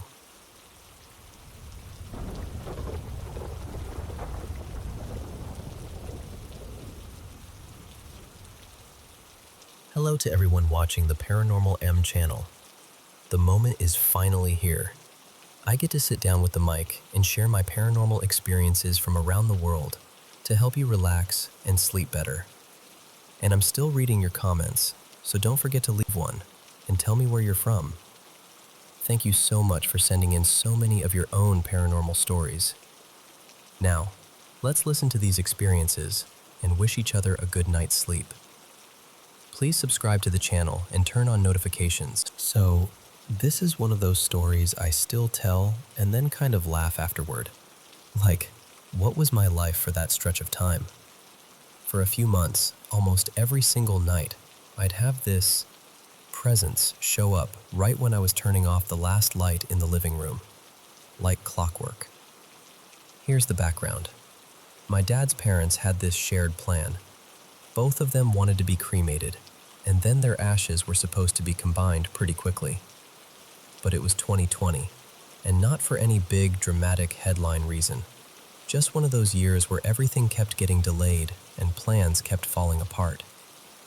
My grandpa, let's call him Eddie because that name fits the vibe, ended up not getting handled the way he'd asked. His ashes were sitting in this large, matte black container, kind of like a tall canister, with his name printed on it. It wasn't even an urn. It was more like a temporary holding thing. And because no one quite knew what to do next, it got stuck in the back room with a bunch of random storage junk. Not dumped out, not moved along, just parked. And honestly, at first, it didn't feel like a big deal. Like if Eddie was around, he didn't seem to care. Until the day he did care. There was supposed to be a pickup or drop-off, something that would finally move things forward, and then it got canceled at the last minute. I wasn't even home when it happened, so I didn't find out until later. But apparently Eddie found out immediately, because that night, I turned off the final lamp, and someone was just there. For a split second, my brain did the normal thing and went, oh, that's Dad getting up for the bathroom. Except it wasn't Dad. It was taller than me, but not hugely. Definitely a masculine shape. And it wasn't see-through or wispy or like in movies. It was a solid black silhouette in the dark, so dense it blocked what little light was coming in from outside. Like a person standing right in front of you. And the feeling coming off him was unmistakable, furious. Not at me, though, just angry in general. Like someone who'd been disrespected and was done being patient. I didn't even fully understand what I was seeing at first. I just froze, staring like, why is there a man-shaped shadow in my living room? And then I did the most awkward thing possible. I kind of spoke out loud and went, I can't do messages. Because here's the thing. I hate the whole tell so-and-so this business. It's weird. It's uncomfortable. You're basically walking up to a living person and saying, hi, I know this sounds insane, but your dead relative wants me to tell you something. No, thank you. So I tried to just sidestep around him, like he was a grumpy stranger blocking the hallway. And then, without warning, he shifted, like instantly, right up against me, chest to chest, close enough that if he'd been physical, I would have bumped him. I didn't have time to stop, so I just walked through him. That part is hard to describe. It wasn't cold exactly. It was more like stepping through a dense patch of air that shouldn't be there. And it was awkward in this hilariously human way. Like both of us were thinking, well, that was weird. Nothing hurt. It didn't feel dangerous, just startling and oddly personal, like someone trying really hard to be noticed. And then he kept doing it. Night after night. Same timing. Last light goes off, and there he is. Sometimes right in front of me, sometimes a couple feet away. Always angry, always very present.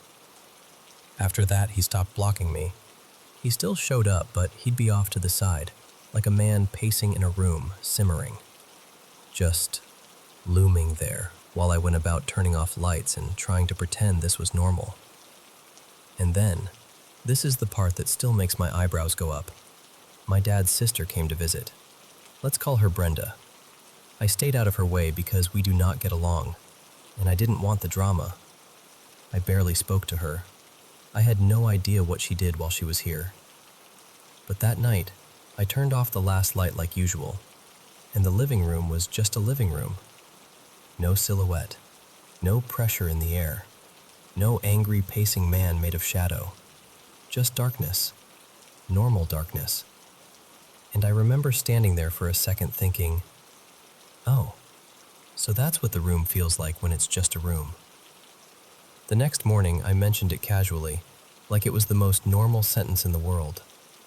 I said something like, hey, I've been seeing this angry ghost guy every night for months, but last night was the first time he didn't show up. And someone, very calmly, goes, yeah, Brenda took Eddie's ashes yesterday. That was it. Mystery solved, apparently. He never did the nightly angry visitor thing again. He has shown up a couple times since then, but it felt completely different. Lighter, calmer. Like whatever the problem was, it got fixed. Like he finally went, okay, thank you. That's all I wanted. So, yeah. Just a strange few months where the living room came with a built-in angry shadow man, until somebody finally moved the container like they were supposed to. Honestly, I get it.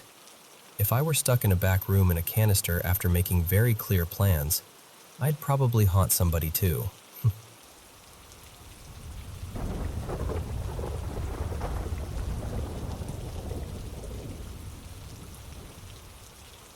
So, this happened a little while back, and I still don't quite know what to do with it, but I want to tell you the way it felt.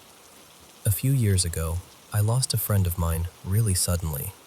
His name was Evan.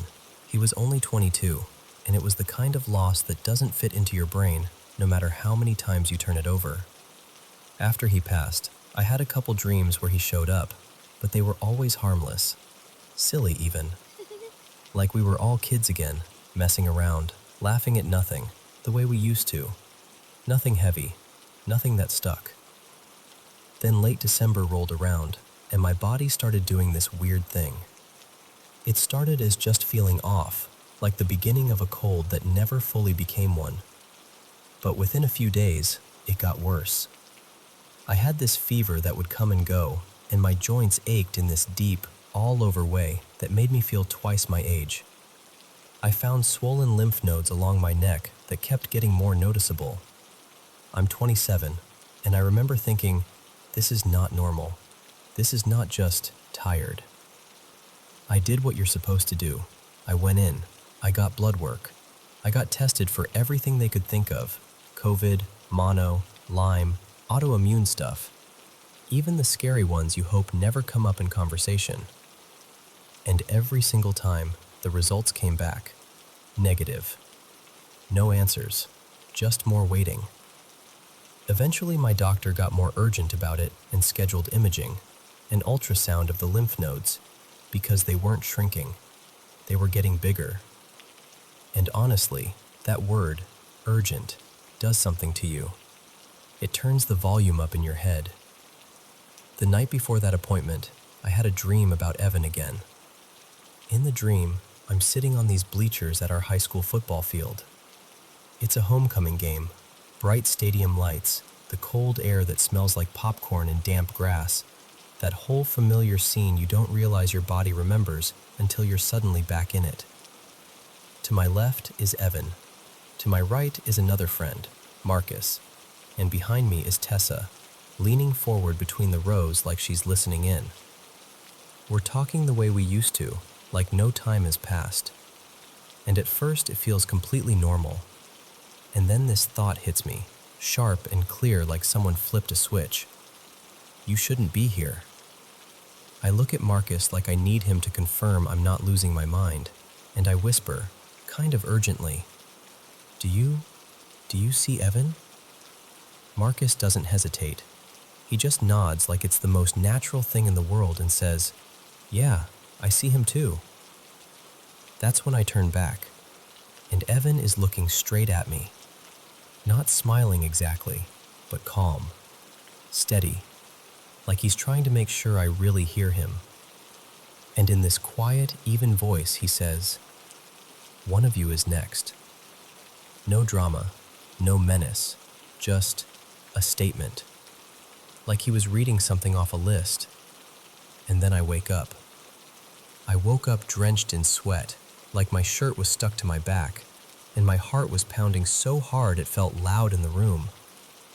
It took me a minute just to remember where I was, and when I did, I felt this flood of emotions all at once. Because part of me was happy. I know that sounds strange, but it was this tiny spark of joy that I'd seen him again, that I'd heard his voice.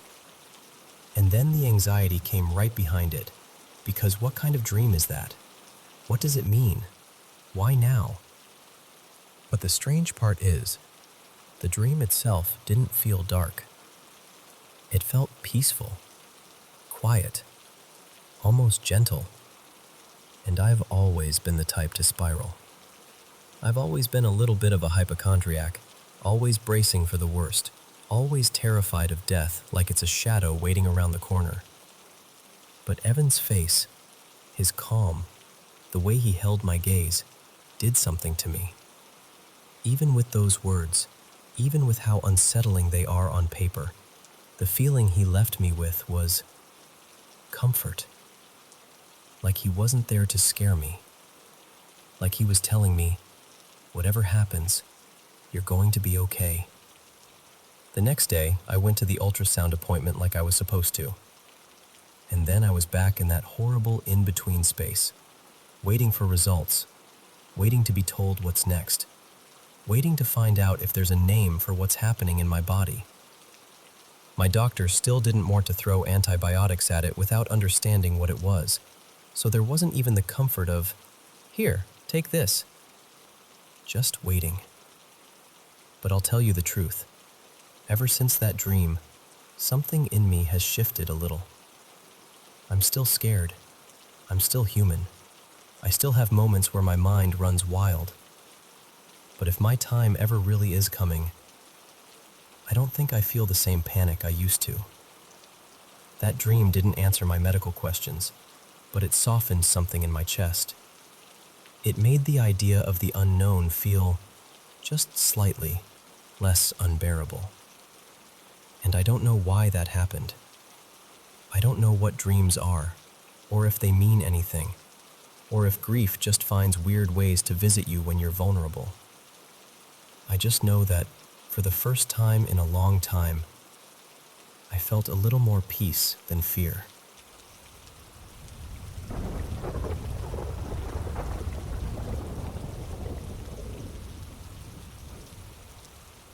Hey, can I tell you something that's been sitting heavy on my chest?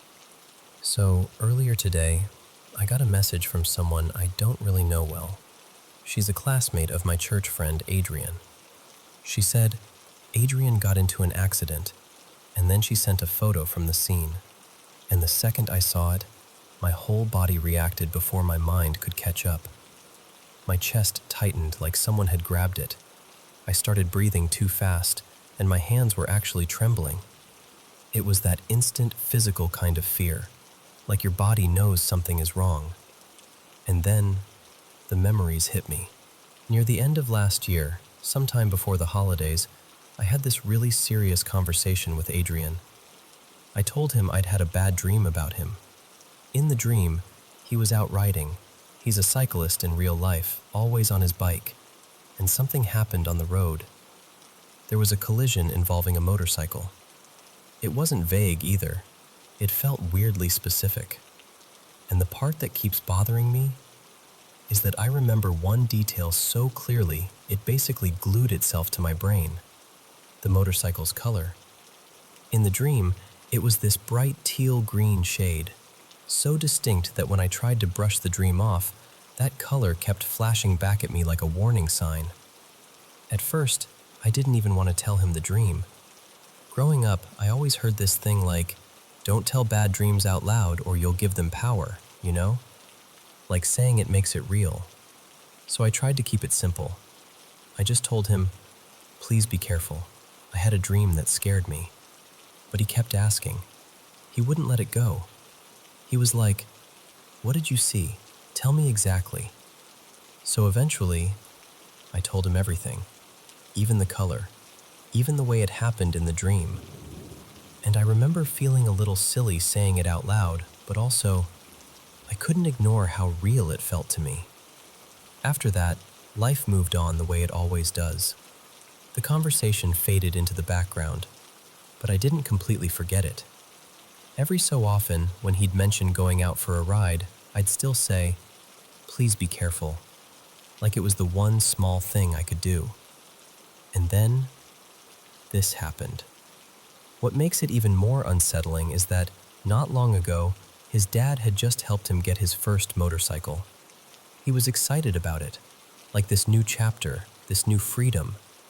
And then, not long after that, the accident. When I started putting it together, the dream, the warning, the motorcycle, that specific color detail, the timing, I felt nauseous, like genuinely sick, because it lined up in a way that didn't feel random to me in that moment. It felt too neat, too matched up, like something had been set a long time ago and I was only realizing it now. And I know how this sounds. I do. I know coincidences happen.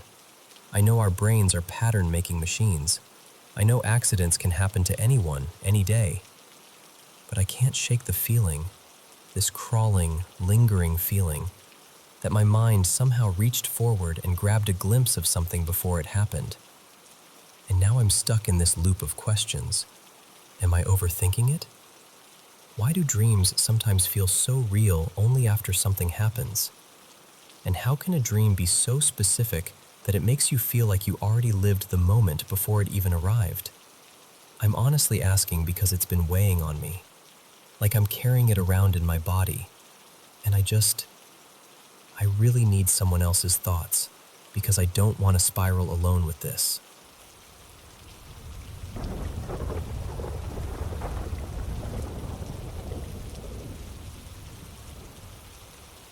So, this happened to me years ago, and I can still feel it in my chest when I think about it. It was one of those quiet mornings where the house feels extra still. My dad had already left for work, so it was just me and my older brother Eli at home. He was in his room doing his own thing, and I was in the kitchen putting the kettle on, just making tea, nothing special. While the water was heating up, I wandered into the living room to wait. I remember being in a genuinely good mood, like the day was wide open and I was excited for it. The house was chilly, older house, drafty windows, so I grabbed this throw blanket off the back of the couch and wrapped it around my shoulders. But when I flicked it up, it slid over my head for a second, like a hood. And the second I pulled it back down, everything changed. I was still in my dad's house technically, but it didn't look like his house anymore. The whole living room had shifted into this warm, polished, late 60s vibe, like a cozy magazine spread. Different furniture, different curtains, different little knickknacks. Even the lighting felt softer, almost golden. And the weirdest part? I wasn't on the couch anymore. I was sitting in this mustard yellow armchair across the room, like someone had picked me up and placed me there. My legs were folded under me, tucked in the way you sit when you're comfortable, except I definitely hadn't been sitting like that before. I remember this sick, crawling feeling of violation. Like, who moved me? Who put me here? I stood up fast and walked toward the kitchen, and it was different too. Cleaner, prettier, like someone actually cared about it. There was a pot on the stove with soup gently simmering, this soft little bubbling sound like someone was mid-dinner prep. The back door was open, and there was a screen door in place, letting in this cool breeze. I could hear a couple cars passing outside and birds calling, like it was a normal day in a normal neighborhood. But I didn't feel normal. I felt like I was trespassing. Then I heard something from the bathroom, a small clink, like someone setting down a bottle or a rag. And I saw a shadow move under the door, someone inside, like they were wiping the sink or cleaning. That's when panic hit me full force. I bolted back into the living room because the last thing I wanted was for whoever that was to open the door and see me standing there like some intruder. I kept thinking, this is somebody else's house. I'm not supposed to be here. My brother's room was right off the living room, so I ran to his door and grabbed the knob, desperate for something familiar, desperate for him. And before I could even turn it, the doorknob started shaking. Violently, like someone on the other side was wrenching it back and forth, angry and fast. And I heard Eli's voice right behind the door, yelling, "Stop it, you freak!" I remember shouting back, "Eli, what is happening? What's going on?" The whole door looked charged, like it was humming with energy, like the air around it had thickened. And then came these massive impacts. Boom, boom, boom. So loud it swallowed his voice completely. It sounded like something was slamming into the door from inside the room, like the wood itself was being punched. I freaked out. I ran behind the couch and dropped down into a crouch on the carpet, curling up small. I covered my head and clamped my arms over my ears, trying to shut it all out. My heart was going so hard I thought it might actually hurt me. And then, silence. And I heard Eli say, in this totally normal voice, what are you doing? Why are you hiding back there?" I lifted my head, and I was back. Back in my dad's plain living room, back on the regular couch, back in the chilly morning like nothing had happened. The curtains were the same. The furniture was the same. The whole vibe was my dad's again, bachelor clutter and all. I stood up and I was shaking so hard. I could barely breathe. My lungs felt like they'd been sprinting. Eli just looked at me like I was being dramatic, rolled his eyes, and went back into his room like I'd just interrupted him over nothing. Later, when my hands finally stopped trembling, I asked him what he experienced, and he told me, all annoyed and confused, that he couldn't open the door because the doorknob was shaking so hard he couldn't get a grip on it. And to this day, I don't know what happened. I just know that for a few minutes, it felt like I slipped into somebody else's life, somebody else's house, and whatever was on the other side of that door did not want me there.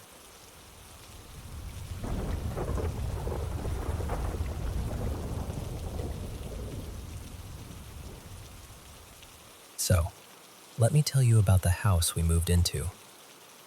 It was late summer 2021 when my family and I finally hauled our lives into this place. An old home tucked in a sleepy little village where the roads feel like they forget you on purpose. You know the kind of place. Quiet in a way that's almost too quiet. On move-in day, we did the usual wandering around with boxes thing, trying to get a feel for everything. And that's when we got to the garage. The previous owners had always kept it locked whenever we came to view the property. They'd apparently used it as a play space, so it was off limits. We didn't think much of it at the time, until we opened it. The garage was 2 stories. The first level looked normal enough. Dusty shelves, old hooks on the walls, that faint smell of oil and cold concrete. Typical garage vibes. But upstairs? Upstairs felt wrong. The second floor had these smeared handprints all over the walls, except they weren't little kid handprints. They were big, like full-grown adult hands.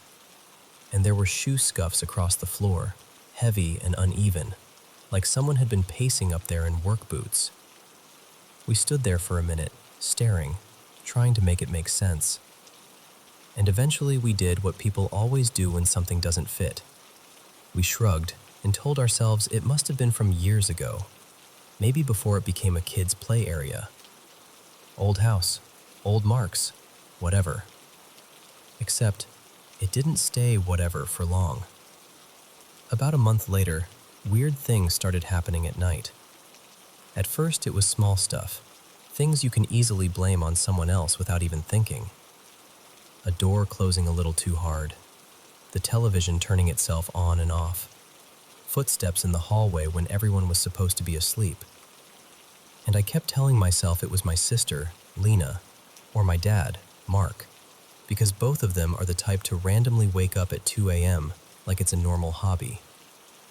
Then one night, I got up to use the bathroom. The house was dark, that kind of dark where you're half asleep and your brain starts filling in shapes that aren't there. I was in the bathroom when I heard my bedroom TV click on, clear as day, and then my door slam. Like a real slam, the kind that shakes the frame. I finished up fast and walked back to my room, already annoyed, already ready to hiss, "Lena, seriously?" The second I stepped through the doorway, the TV turned off. Just dead, silent, like it had never been on. I stood there for a second, blinking, trying to force logic onto it. Power glitch, loose connection, maybe a draft caught the door. Sure, fine. So I got back into bed and rolled onto my side, facing the wall, trying to settle my heart down. And I swear to you, no exaggeration, no dramatic retelling, I felt the mattress sink beside me. Not like a little bounce, not like the house settling, like someone sat down. Then I heard this slow, tired sigh, right next to me. My whole body went cold. That instant, electric fear that makes you feel like you've forgotten how to breathe. I didn't even think. I just bolted upright and basically launched myself out of the room to go find my sister, because the only thing my brain could grab onto was, please let it be Lena messing with me. And as I'm stepping into the hallway, I see my dad leaving my parents' room. He looks at me, pale, wide-eyed, and before I can even speak, he goes, "Did you just feel the bed move?" And then he tells me, calm voice but shaky, he felt the exact same thing. Mattress dipping, a presence, a sigh, like someone had sat down right beside him too. That was the moment it stopped being weird noises and became something else entirely. After that, it kept happening. Not every night, but often enough that we couldn't pretend it was nothing. Sometimes we'd hear sighing, loud, clear, like it was right inside the room with you. Once or twice it sounded like soft laughing, not cheerful laughing either. More like someone amused or mocking, like they were reacting to us. And the worst part is how normal everything would look in the daylight. Sun through the windows, kettle boiling, everyone acting like a regular family. But at night? At night, it felt like the house had a second set of lungs. Eventually, I started digging into the property's history. I figured if the village was as old as it felt, there had to be a story underneath it. Old deeds, old records, anything I could find. And what I found made my stomach flip. Years ago, way back during World War I, The house and the surrounding land had been used as a temporary holding site for German prisoners of war. Not just someone stayed here once history. Real, heavy history. The kind that sinks into wood and stone and doesn't fully leave. So yeah, call it whatever you want. But after everything we experienced, after hearing the sighs, feeling the mattress dip, watching doors move on their own, it stopped feeling like a bunch of coincidences. It felt like we weren't alone in that house. And honestly, even now, we still get freaked out. We've learned to laugh about it sometimes because what else can you do?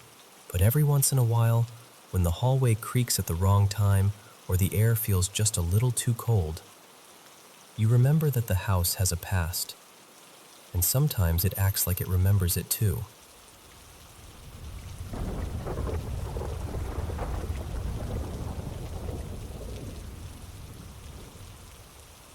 So, this happened a lot of summers ago, back when I was around 9 or 10, and my little sister was maybe 7.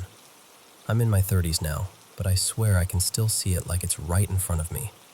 It was one of those ordinary summer evenings where nothing exciting is going on. Just dinner on the table, everyone tired in that warm weather way. And then the phone rang mid-meal, which already felt dramatic, you know? It was my mom's youngest sister, Aunt Renee, and she was all keyed up because she'd been looking at a possible investment property not far from where we lived. She wanted my mom to come by after dinner and give her opinion, like, "Do you think this place is worth it?" My mom loved that kind of thing. She was instantly interested. And here's a detail that mattered. My mom's other sister, Aunt Valerie, happened to be over too. She visited constantly back then. So it became this whole little family field trip without anyone even meaning it to. We all crammed into my mom's minivan after dinner and drove maybe 10 or 15 minutes to the address. The light was starting to soften. Late sun, long shadows, that golden kind of glow that makes everything look calm. When we pulled up, it looked like a tidy, older bungalow, like late 70s or early 80s style. A couple big front windows, a front door with a few steps up, and a clean "for sale" sign planted right in the yard. Nothing about it looked creepy. If anything, it looked cared for. Aunt Renee had mentioned there was a really nice garden out back. Apparently the realtor had talked it up, so the grown-ups were immediately focused on that. They got out and started circling around toward the backyard like they were inspectors or something, pointing at things, talking about potential and curb appeal.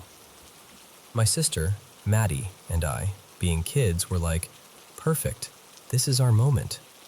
We peeled off and ran to the front of the house instead, because of course we did. And I'll be honest, I was feeling mischievous. I sprinted up the steps and started ringing the doorbell, more than once, like rapid fire. Because we'd been told the place was vacant, and in my kid brain that meant it was basically a harmless prank.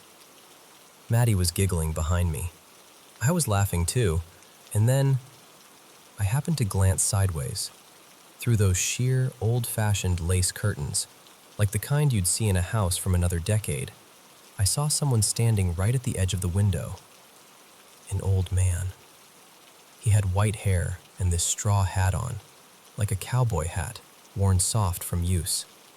He was dressed in faded work clothes, like old coveralls with a plaid shirt underneath. And he wasn't looking at me. He wasn't reacting at all. He was just staring out. Not even angry, not startled, just empty, heavy. What hit me wasn't fear at first. It was the sadness in his face.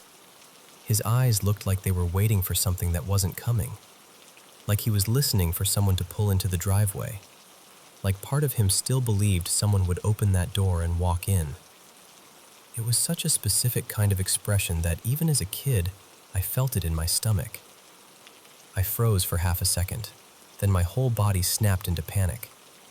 I bolted down the steps, grabbed Maddie, and we ran straight around to the backyard, talking over each other like, "There's someone inside. There's an old man in there. The house isn't empty."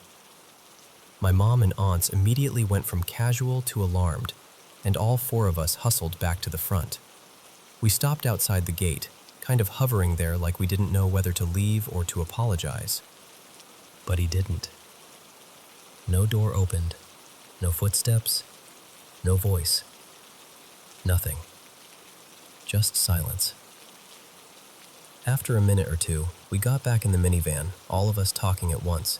My mom and aunts half embarrassed, half unsure, and my sister and I insisting, "No, we saw him. We really did." Later that night, back home, my mom called Aunt Renee to give her thoughts. She told her the place seemed solid and, this part always sticks with me, she mentioned the backyard garden again, saying it would be a huge bonus for tenants because it looked so well kept and loved.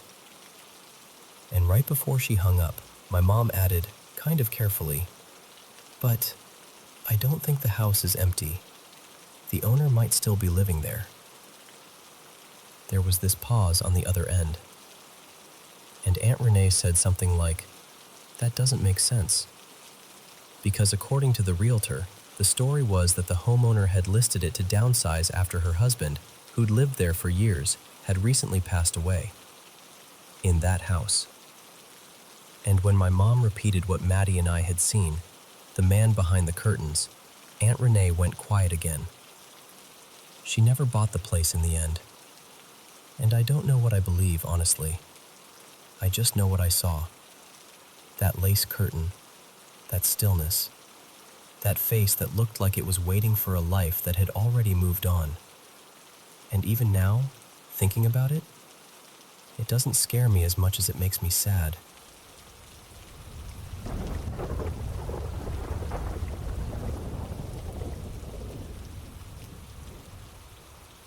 So before I tell you what's been going on, I want you to know where I'm coming from. I've always had this quiet interest in paranormal stuff. Like, I'll watch the videos, read the stories, get that little chill down my spine. But I'm not the type to swear a place is haunted just because a floorboard creaks. I'm usually the person who goes, "Okay, what's the normal explanation here?" Because honestly, I've never had anything happen to me that felt truly undeniable. Until the last couple months. It started small. I'd be at home, sitting at my desk, gaming or just scrolling, headphones on, the kind that make the whole world go muffled. And out of nowhere, I'd get this heavy, unmistakable feeling. Like someone was behind me. Like I'd turn my head and catch somebody staring, except there was never anybody there. Sometimes it would hit and fade in a few minutes. Other times it would hang around for what felt like forever, like my body had decided to stay on alert for no reason. And I kept telling myself, "You're tired, you're stressed, it's anxiety, your brain is misfiring." But then my cats started doing things that made it harder to brush off. I have two of them, Miso and Juniper, and they're not usually jumpy. But every so often, they'd suddenly bolt like something spooked them. Like full-on panic, backs arched, tails puffed up, and then they'd vanish under the bed or behind the couch. And I'd be standing there like, "What? What did you see?" But there'd be nothing. No loud noise, no knocked-over object, no stray shadow I could blame it on. Again, I tried to stay reasonable. Cats are weird. Maybe they heard something I couldn't. Maybe a pipe clanged. Maybe a neighbor shut a door. Maybe. And then there was the sleep thing. I've always been a light sleeper, but lately I've been waking up way more than normal, like my eyes snap open for no good reason. What freaked me out is that it kept happening around the same times, night after night, like my body was on some eerie schedule. I'd check my phone and just stare at the clock thinking, why am I awake right now? Still, all of that could be stress. All of that could be my mind building a story out of nothing. But a few nights ago, this is the part that really got under my skin. I was at my computer after work, same routine as always. It was about 10:15 p.m., already fully dark outside. The apartment is small, so everything is close together, and their hook is this narrow spiral staircase near the front area that leads down toward the entrance. All of a sudden, both cats froze. Not in a casual way either. They went rigid and stared in the exact same direction, toward that staircase, like they were watching something move. Their ears went flat, and I saw that puffed tail fear starting up again. They looked locked in, like whatever had their attention was real enough to keep them from even blinking. And that's when I noticed it. The front door was open. Not wide open, just partially, like it had been pulled inward and left there. Enough to see the dark gap, enough to feel that immediate drop in your stomach. I swear, my whole body went cold. I got up so fast my chair practically skidded. I went down the stairs and checked the doorway, then stepped out and looked around. Nothing. But it was quiet. Empty. Like the place had been holding its breath. I went back inside and checked everything. Windows, locks, the whole routine. And the entire time, my brain kept flipping between two thoughts. Okay, calm down. The door didn't latch. You didn't close it all the way. Maybe there was a draft. And then... But why did the cats react like that? Why at the exact moment the door was open? Why does this keep happening now, when it never used to? Because that's the thing. None of this, none of it, was happening before.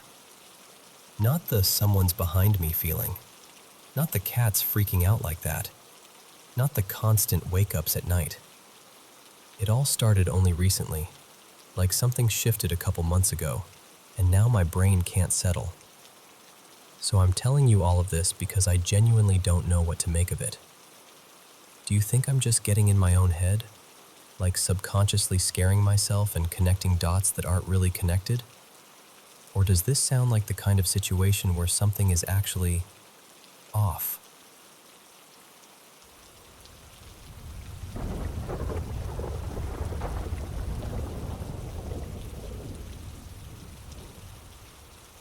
Okay, so I need you to picture this place with me.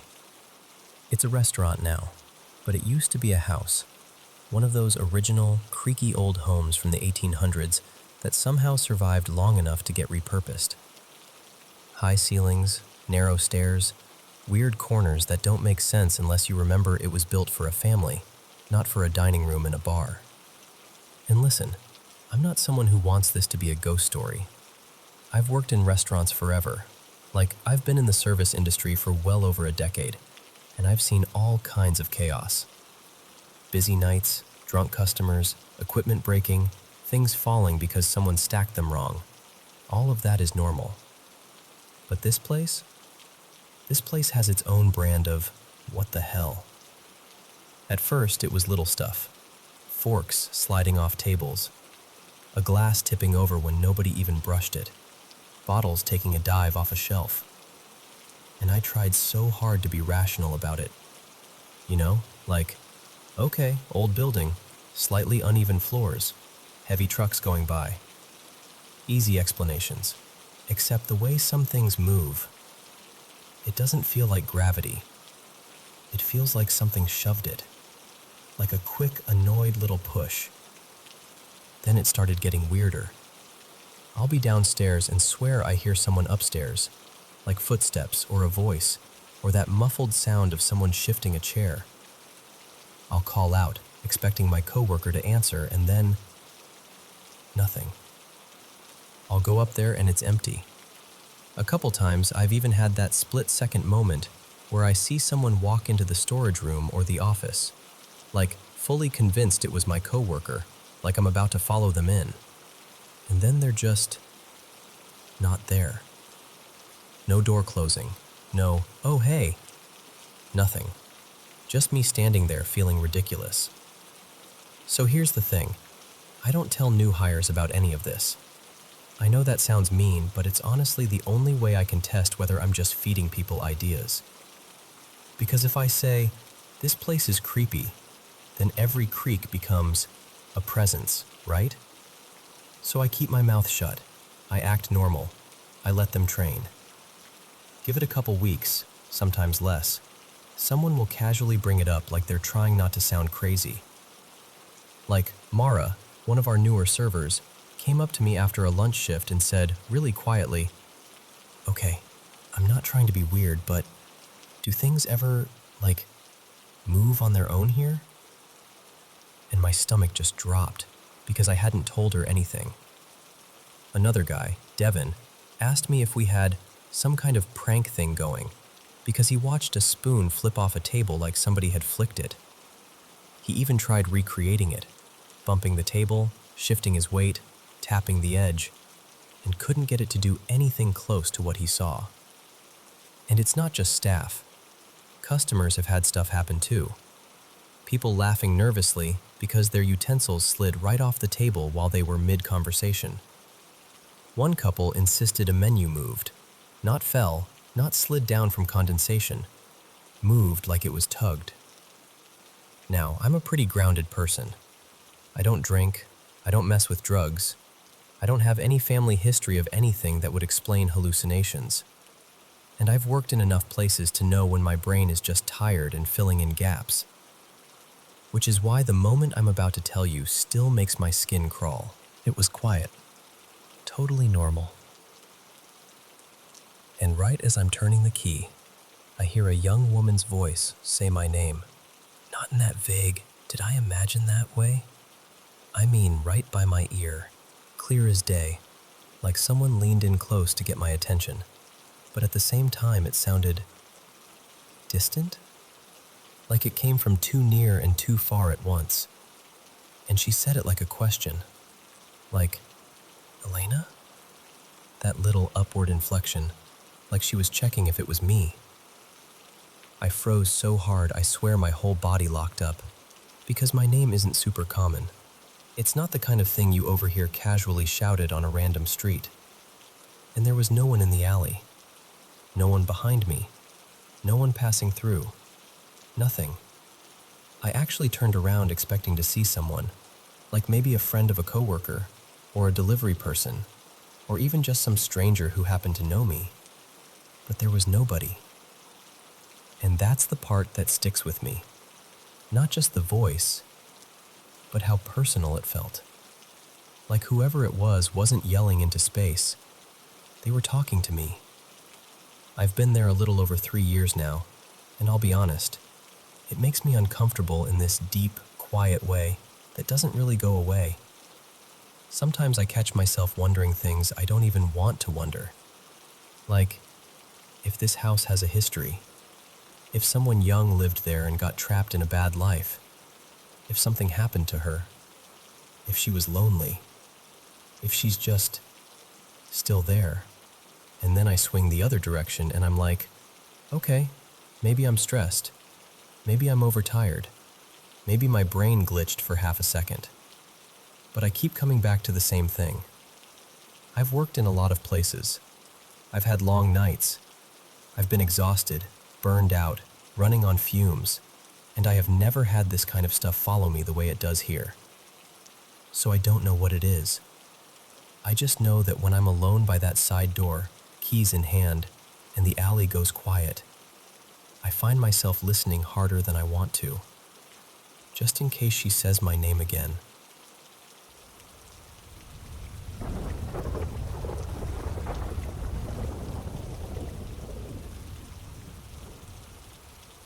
Hey, okay.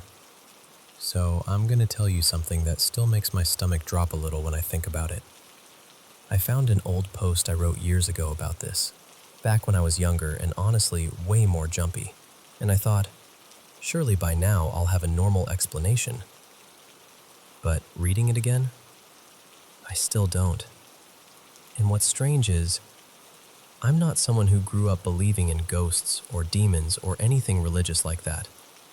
I'm not trying to convince you of some big supernatural theory. I'm just telling you what happened, the way it felt in my body, and why it stuck with me. When I was a kid, I had this weird awareness. Like when I was maybe 7 or 8, I'd know my parents were coming up the steps before they actually did. Not because I heard them, more like I'd picture it in my head, and then a few seconds later, there they were. And I was freakishly good at guessing things. Not in a smart kid way, just knowing. Like, pick a number, and I'd get it right so often it stopped being fun for other people. That kind of thing faded as I got older. But then, around the time I was 10, I had my first proper nope moment. The kind you don't laugh off. It was winter, so it got dark early. Like, you'd swear it was nighttime by 5. My parents, Niall and Orla, had gone out for a couple of hours, and I was home alone, absolutely glued to my phone like a little goblin with a new toy. And the sitting room layout matters here, so just picture it with me. Long, narrow room, open plan into the kitchen at one end. Along one wall, there's this run of tall, skinny cupboards, mostly boring storage stuff. And around the far end, there's a corner that leads into this short hallway that goes to the older part of the house. The old house section. High ceilings, cold corners, that kind of vibe. One cupboard door was ajar. Not wide open, just open enough to make a weird angle. I was slouched sideways on the couch with my legs stretched out, so I couldn't really see past that cupboard into the hallway. And then I got this feeling. You know that sensation when you're a kid and you've done something wrong and you don't even remember what it is yet, but you just know you're about to be caught? Like the air goes tight? That. It hit me out of nowhere. My chest went hot, my stomach went hollow, and the room felt smaller, like it was leaning in. The second I looked up from my phone, literally the moment my eyes left the screen, the cupboard door slammed shut. Not drifted, not clicked, slapped shut like someone had thrown it. The sound echoed through the whole house. And I remember just freezing there because the force of it made no sense. All the windows were shut. No wind, no draft. And if someone had pushed it, they would have been standing exactly where I couldn't see, right around that corner in the dark hallway. The place I'd been instinctively afraid to look at in the first place. I didn't even scream.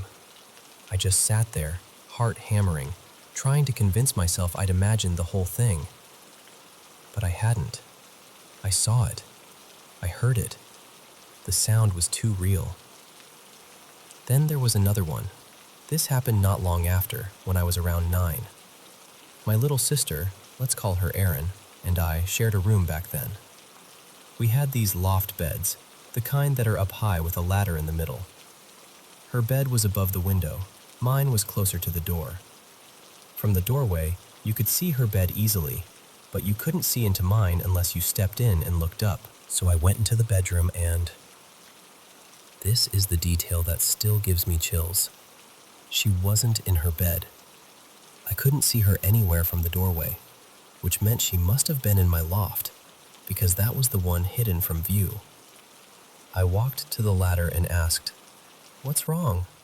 Why did you call me?" And Erin goes, really serious, "You called me." I remember saying, "What?" like an idiot, because my brain just couldn't process it. She insisted she heard my voice, clear as day, telling her to come down the ladder. Not whispering, not like a noise that could be mistaken, like me saying it. And I felt something in my whole body go cold, because I'd been in the sitting room. I hadn't been anywhere near her. But she was getting worked up, so I did the only thing I could think of. I lied. I smiled and acted like I'd been messing with her, like it was a prank. I needed her out of that room, off that ladder, and out into the hallway where it felt safer. I don't know why I felt that so strongly, but I did.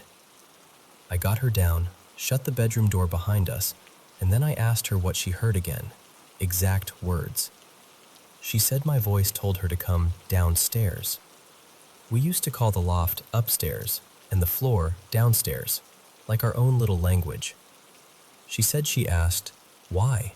and "What do you want?"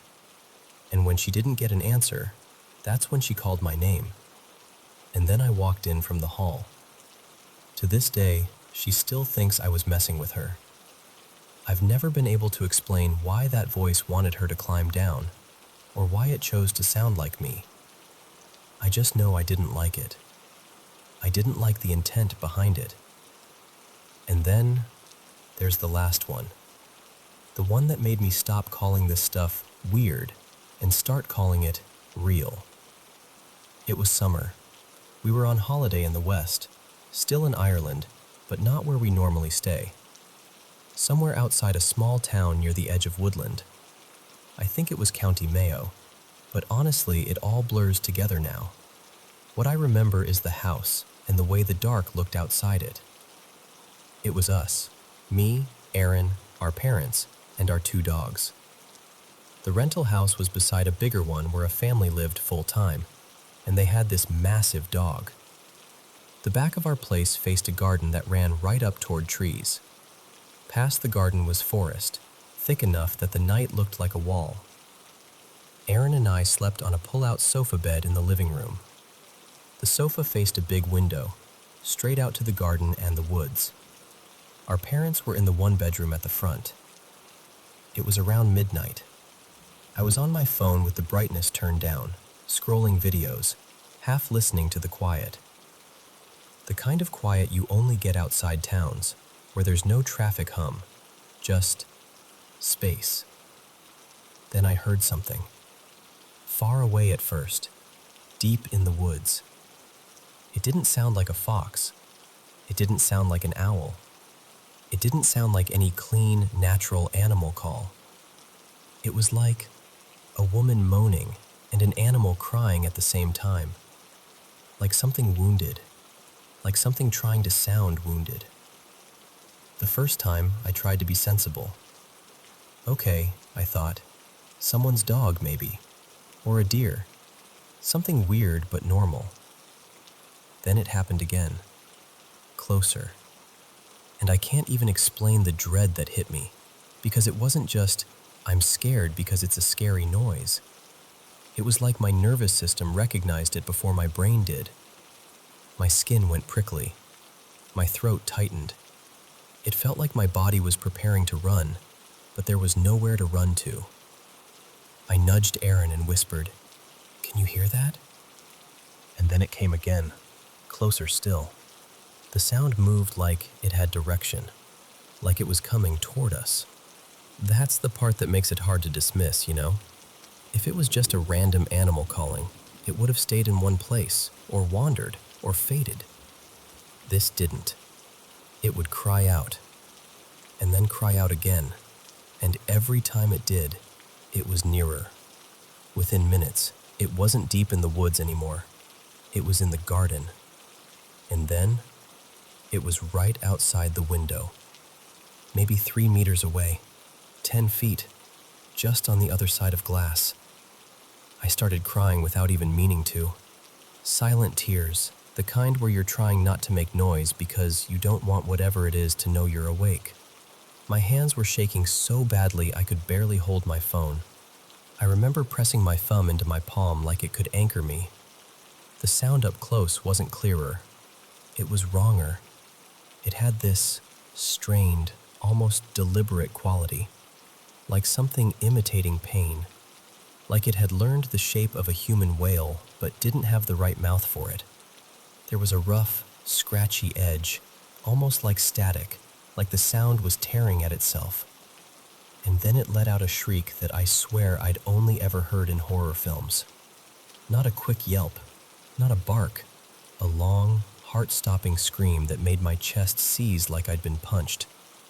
The thing is, our dogs didn't bark, not even a low warning. The neighbor's huge dog didn't bark. Aaron didn't really wake up. It was like the whole world stayed unnaturally still except for that sound. And I just lay there, staring at the dark window, feeling like something was choosing to be heard by me, like it wanted the fear, like it wanted me to know it was there. After it stopped, the silence felt even worse, like the quiet was listening. Erin has no memory of any of it. She'll blink at me when I bring it up and act like I'm talking about a dream. But I wasn't asleep. I know the difference. I was wide awake, crying, shaking, fully conscious, counting seconds between each scream like that would somehow make it logical. And even now, years later, that's the part I can't make peace with. It wasn't just a sound that scared me. It was the feeling that came with it. That dread that hit instantly, before I even had time to think. Like something in me recognized something in it. I don't know what it was. I'm not saying it was a banshee or some mythological thing. I'm not trying to dress it up. I just know it came from the woods. It moved closer in a straight line. It stopped right outside the window, and it screamed like it wanted to peel the fear right out of my chest. And I know this. If I ever hear it again, if I ever hear that sound moving toward me in the dark, I won't be able to pretend I'm imagining it. Not for a second.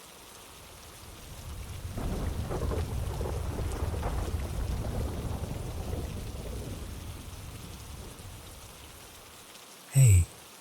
Yeah. I'm sorry if this comes out messy. I'm trying to sound calm, but honestly, I feel like I'm right on the edge of losing it, and I just need to tell someone who will actually listen. So, context. I'm Ethan, I'm 36, married, no kids. My wife, Nadia, and I grew up in different religious backgrounds, and I need you to understand. I used to be the guy who rolled his eyes at anything paranormal. Ghosts, spirits, witchcraft. My brain filed all of that under movies and superstition. Except, we lived in a house that changed that. It wasn't ancient or anything, maybe built in the late 80s, but it had this weight to it. At first it was subtle. Nadia started saying she felt uneasy there. Not, I don't like the paint color, uneasy. More like, I don't feel safe turning my back to the hallway, uneasy. Then the weird stuff started stacking up. She'd hear footsteps on the stairs when she was home alone, more than once, like someone pacing, slow and deliberate. She started having nightmares, really vivid, disturbing ones. She told me she'd wake up feeling like someone was breathing right next to her, on the side of the bed where I wasn't. And then there was this one thing she said that made my skin crawl. In her dream, we'd be intimate, and halfway through, my face would shift. Like it wasn't me anymore, like something was wearing me. She'd wake up furious at me, like I'd betrayed her in real life. And I'd be standing there going, "What are you talking about? I was asleep." I tried to rationalize it. Stress, sleep paralysis, anxiety, anything. But then her brother, Malik, came over one night, and later he told us he saw a dark figure near the staircase. He's not dramatic. He's not a prankster. He looked genuinely shaken. And the same day, our dog, usually the friendliest, dumbest little ball of joy, refused to come inside, like planted his paws and pulled back, trembling. I had to carry him in, and even then he fought me like the house was a burning building. Not long after that, Nadia got sick. Really sick. Severe vertigo that dragged on for months. She couldn't function without medication. Some days she could barely sit up without the room spinning. I watched my wife turn into someone exhausted and scared, and I still kept telling myself, this can't be the house. And then one day she said something that hit me hard. She said, "Do you smell that? It's like something rotten." I smelled nothing, not even a hint, but she kept insisting it was everywhere, especially near certain rooms. And here's the thing, I'm a horror movie addict. I know what the only one person can smell it trope is. That's usually when you're supposed to start praying or running. We stayed with my parents for a few days just to get her out of there. And with their help, we found a woman, someone people described as a spiritual healer, a medium, whatever you want to call it. She came to the house. Didn't even hesitate. She told us it felt occupied, heavy, like something had attached itself. She did a cleansing, prayers, incense, the whole thing. And then she prayed over Nadia and me. And I swear to you, right after that, Nadia's vertigo eased, like someone turned off a switch. Within hours, she was moving around like herself again. The next day she was cleaning the house, wiping counters, opening windows, like she hadn't spent months struggling to stand. I just stood there, stunned. Because what do you do with that? Where do you put it in your brain? For a while, it actually felt normal. Then slowly, little things came back. Nadia started having nightmares again. And then this streak of bad luck hit her hard. She lost a job she'd had for nearly a decade. She found another one quickly, but it turned toxic fast, and she was pushed out. Long story, but basically office politics and someone with power who decided they didn't like her. She's been unemployed for about a year now, and it's crushed her confidence. Around that same time, she started saying she felt a presence in the new house. Not seeing anything, just that feeling of being watched, like the air behind you is occupied. And both of us, we were drained, constantly, like our batteries couldn't charge. I started skipping work. I used all my leave and then some. I'd come home and collapse like I'd been hauling bricks all day, even when I'd barely done anything. Then one day we found something on our gate, red candle wax smeared near the lock, and nearby, little bits of stuff that looked intentional, like someone left it there on purpose. Not trash, not random, more like a message. It happened again later. Candles again, signs of someone doing something right outside our place. That's when we had this moment of, okay, we've been coasting spiritually. Because for a long time we weren't really practicing either of our religions consistently. Life got busy, then stressful, then heavy, and prayer became this thing we did someday. So we decided to stop drifting. We did house blessing prayers, kind of a housewarming ritual, but spiritual. And after that, the atmosphere genuinely felt lighter, like the air could breathe again. We started praying every single day. No breaks, no excuses. We also installed cameras outside, and that created a problem with our neighbors. They accused us of recording into their yard, which we weren't, but the relationship turned sour almost overnight. And that was strange because before that we'd been friendly. Barbecues, little outings, casual chats. Suddenly it was cold looks and silence. For a few months things felt steadier. Not perfect, but better. And then, maybe 3 or 4 months ago, it shifted again. Nadia's nightmares returned. Not just occasional bad dreams, the kind where she wakes up tense and afraid, like she's been running for her life. Malik started having nightmares too, about us. He's always been kind of sensitive, like he picks up on moods and energy more than most people. He told us he dreamed that Nadia and I were in trouble, that people, or something, was trying to split us apart. Nadia started feeling that presence again. So last November, Malik took us to see an Anglican priest. We sat in this quiet church office and tried to explain everything without sounding insane. The priest listened carefully and then said something that made my stomach drop. He believed something sexual and parasitic might be involved. He used the words incubus and succubus. He said sometimes things attach themselves through fear, trauma, obsession, vulnerability, and they feed on conflict and intimacy. He prayed over us, and when I say prayed, I mean it felt intense, like a spiritual intervention. Malik later told me that during the prayers, he heard a low growl behind us, and that the priest actually glanced toward the sound like he'd noticed it too. Nadia felt better afterward, but only for a few weeks. And ever since then, intimacy has been complicated. Not just emotionally, like physically blocked. Here's what's happening now, and this is where I start to feel really scared. Nadia struggles to fall asleep, and when she does, she has nightmares constantly. Last week, we finally had a quiet moment where it felt like, okay, tonight. And I got sick out of nowhere. This weekend, we tried again. Saturday night, Nadia's stomach turned. Then the next night, she got this intense pain running through her arms and shoulders, like her body was warning her. And I know how this sounds, but it genuinely feels like there's an invisible wall between us. like something doesn't want us close. We've started fighting over nothing again. Little comments turn into arguments. We'll look back after and go, why did we even do that? I'm exhausted all the time. No motivation. I drag myself to work, and by the time I'm home, I'm empty. And then this morning, this is the part I haven't even told Nadia yet. I was in the bathroom, getting ready for work, and out of the corner of my eye, I saw something, like a pale, white, shadowy figure, move out of our bedroom. Not a full person, not a clear shape, but definitely not a trick of light. It moved with intention, like it walked. I froze. I stared, and it was gone. I know what denial feels like. I've been living in it for years. This didn't feel like imagination.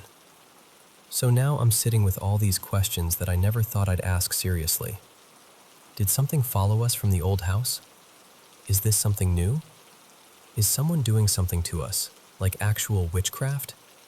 And I hate even thinking this, but could it be the neighbors? Could it be resentment, jealousy, spite? And then there's this other fear I can't shake. Are couples like us, coming from different religious backgrounds, more vulnerable spiritually?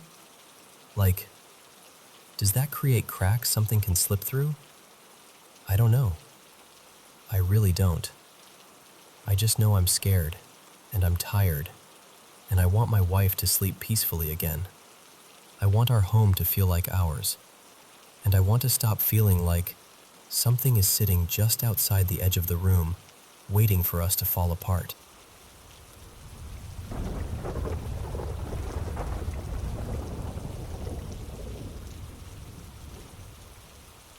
Okay, so I want to tell you something that's been true in my family for as long as anyone can remember, especially on my mom's side. For generations, the women in our line have been sensitive. Like, we pick up on energy in a way that isn't just a vibe. It's more like hearing a frequency other people can't hear. Some of us have had dreams that end up being real later. Some of us have seen things. Some of us have had moments where you feel a presence so clearly, it's like someone stepped into the room and never bothered to announce themselves. And I know how that sounds. Trust me, I'm not telling you this lightly. This is just my normal. On paper, it's kind of interesting. My dad's family is from southern Italy, near a town where old stories about folk witches are practically stitched into the culture. And my mom's side is French-Canadian, and they had their own version of light work, herbal remedies, prayer traditions, and quiet rituals that were never called witchcraft out loud, but kind of lived in that same neighborhood. But the real center of all of this, the thing that makes my stomach tighten even when I'm just thinking about it, is my mom's childhood house. It's in a small town in Connecticut, and it's old, built in the early 1900s by immigrant families. From the outside, it looks like a normal, slightly tired house, but inside, it doesn't feel like a house the way other houses do. It feels like a place with layers, like the air has memory, like something about the land is open. And I don't mean open like welcoming. I mean open like a door that never fully shuts. There are crawl spaces, weird little sealed-off corners, a third floor that's basically been left untouched for years because my grandma can't climb up there anymore. And on top of that, this is important, my grandma became a heavy antique collector over the years. It started harmless, like, oh, that's a beautiful old piece. But it slowly turned into something closer to hoarding. Rooms filled with objects, jewelry, old dolls, statues, trinkets from different cultures, things she picked up at fairs, estate sales, flea markets, all with their own history, their own residue. And I really believe objects carry energy. Some things feel neutral. Some things feel warm. Some things feel loud. That house is loud.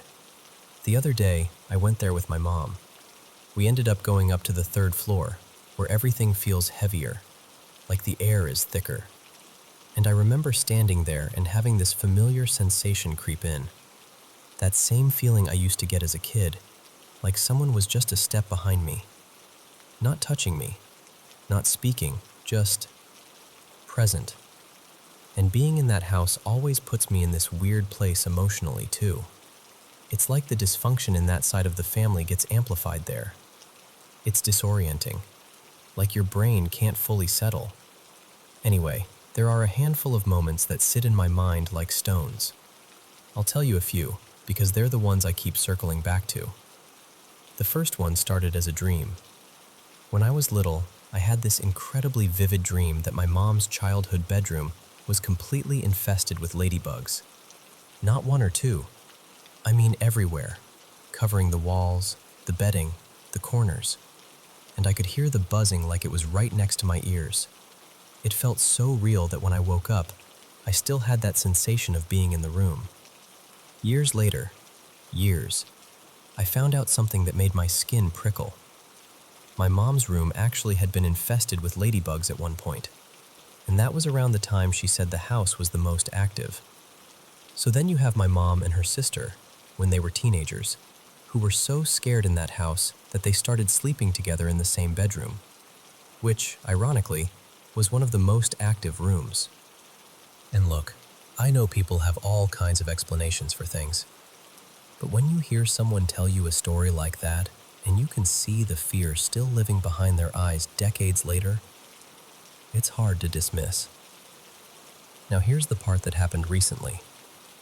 Toward the end of our visit, I started feeling that someone is with us sensation again. Like the temperature in the room changed, like I could feel a tension on me. My grandma wanted to show me this old book that's been in the house forever, and she swears she can't get rid of it. Like she's thrown it away and it shows back up again, back in the house, or somehow in the trash like it never left. The book is disturbing. It's a wartime photo book, graphic images, written like a soldier's perspective. And it's tied, in my grandma's mind, to the first family that lived in the house. There's always been this ugly whisper around that family, like they weren't just some people who lived there, but people who brought something dark with them. And here's the thing, my family is Jewish on one side, Christian on the other. So there's an extra layer of discomfort there that I can't fully put into words. It feels personal in a way I don't want it to.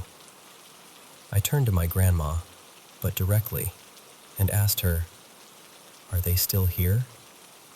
And she looked at me like she knew exactly what I meant. And she said, almost under her breath, "He wouldn't dare." The second she said that, I opened the book, and this loose cabinet door nearby just fell off its hinges and hit the floor. Not a slow slip, not a gentle creak, a drop, like something punctuated the moment. I didn't even think.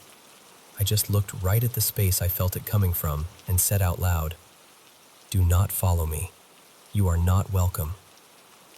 Then, because I don't always make the gentlest choices when I'm trying to confirm what I already know, I asked my grandma if I could step into her bedroom.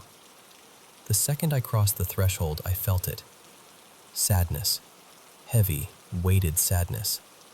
Not like someone had a bad day sadness, more like grief that's been steeping there for years. And I looked into one corner and I just knew someone was there. Not with my eyes, with that inner sense that goes cold and sharp. I said, "Mom, someone's here."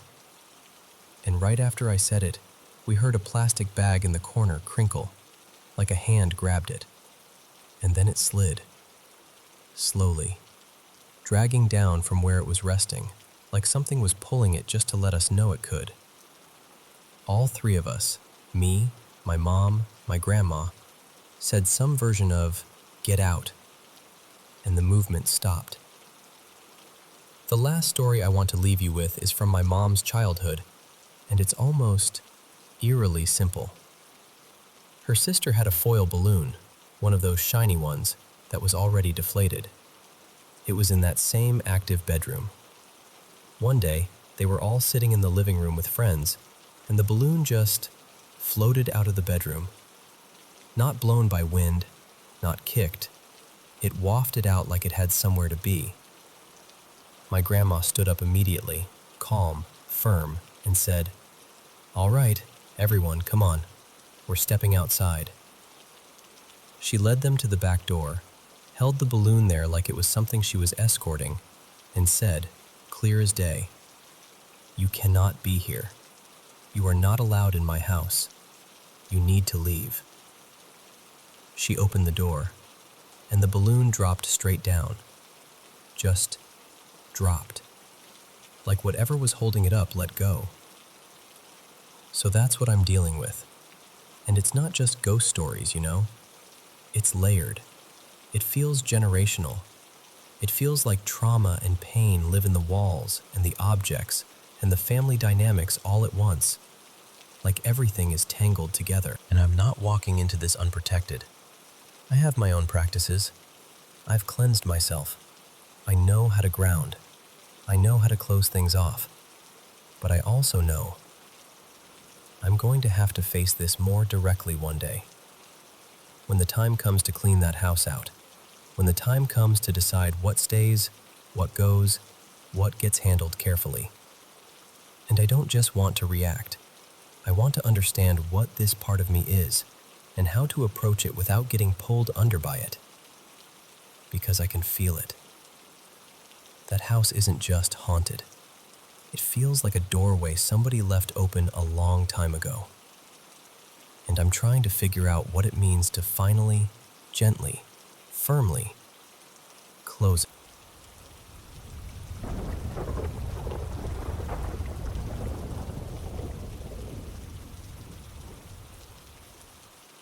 So, I grew up not too far from the Bay Area, and there's this day from when I was a kid that still sticks to me in a way I can't fully explain.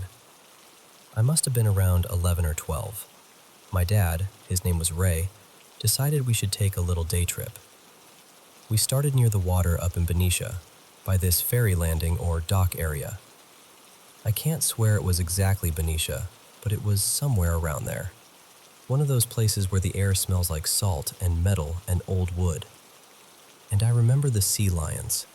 Not just a couple, a whole noisy crowd of them, barking like they owned the place. It was loud enough that you had to lean in when you talked, and I remember Ray being weirdly cheerful about it, like the chaos was part of the fun.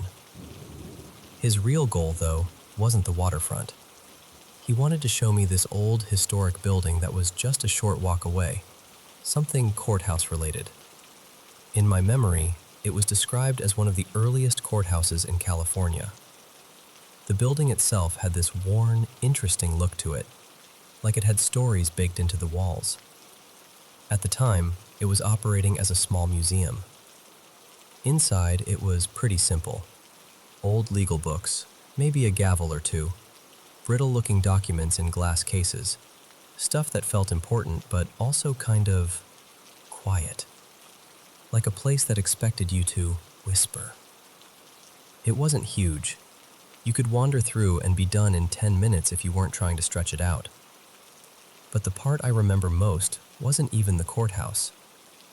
Behind it, off to one side, there was this cabin. The courthouse sat on a tidy little lot, trimmed grass, clean paths, that kind of thing. But the cabin looked like it had been left behind by time. It was surrounded by overgrowth, like the plants were slowly trying to swallow it. There was a waist-high wooden fence around it, faded and rough. I drifted over there while Ray hung back talking with the guide, maybe 15 or 20 yards behind me. I can still picture him, hands in his pockets, nodding like he was genuinely interested. He always did that. He could make any stranger feel like what they were saying mattered. The guide mentioned something about the cabin having housed an important early political figure. If I remember right, she said it was connected to one of the first state senators. I didn't care much at the time. I was a kid. I was just sort of there. I leaned on the fence and stared at the cabin's front door. The door had a screen, like one of those old screen doors that clacks when it closes. The porch sat a little higher than the ground, so the doorway was elevated above where I stood. And while I was staring, someone stepped into view behind the screen. An older woman.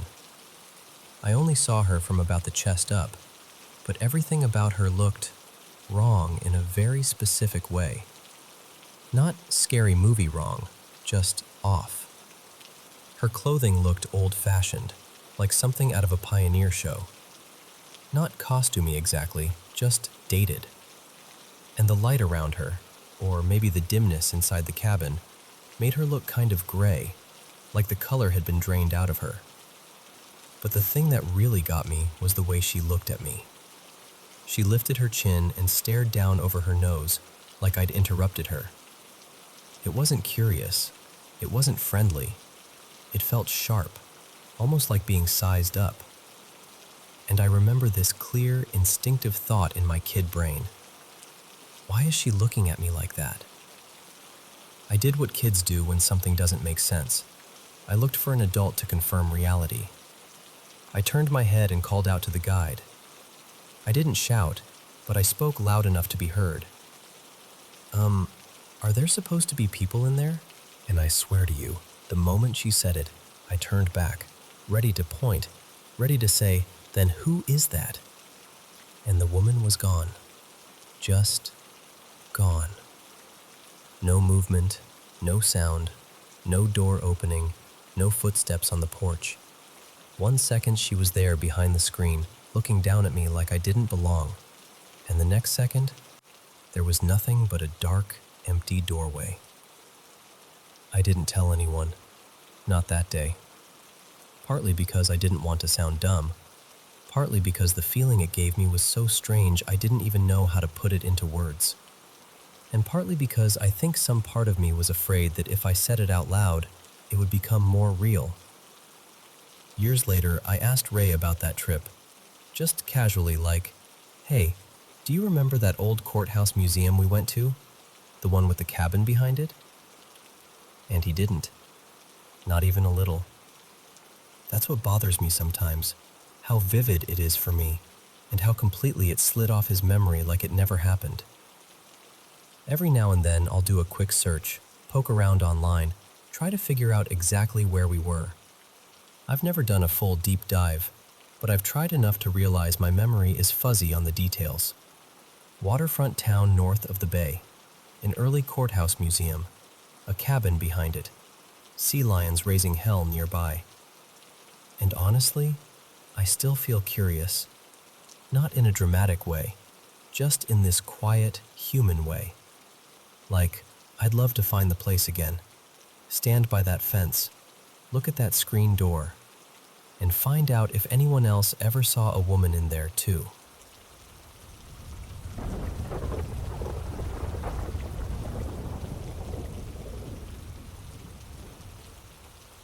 Okay, so I've kind of always been the spirit-sensitive one in my family, you know? Like, I'm the one who notices weird vibes, gets a gut feeling, believes there's something beyond what we can see.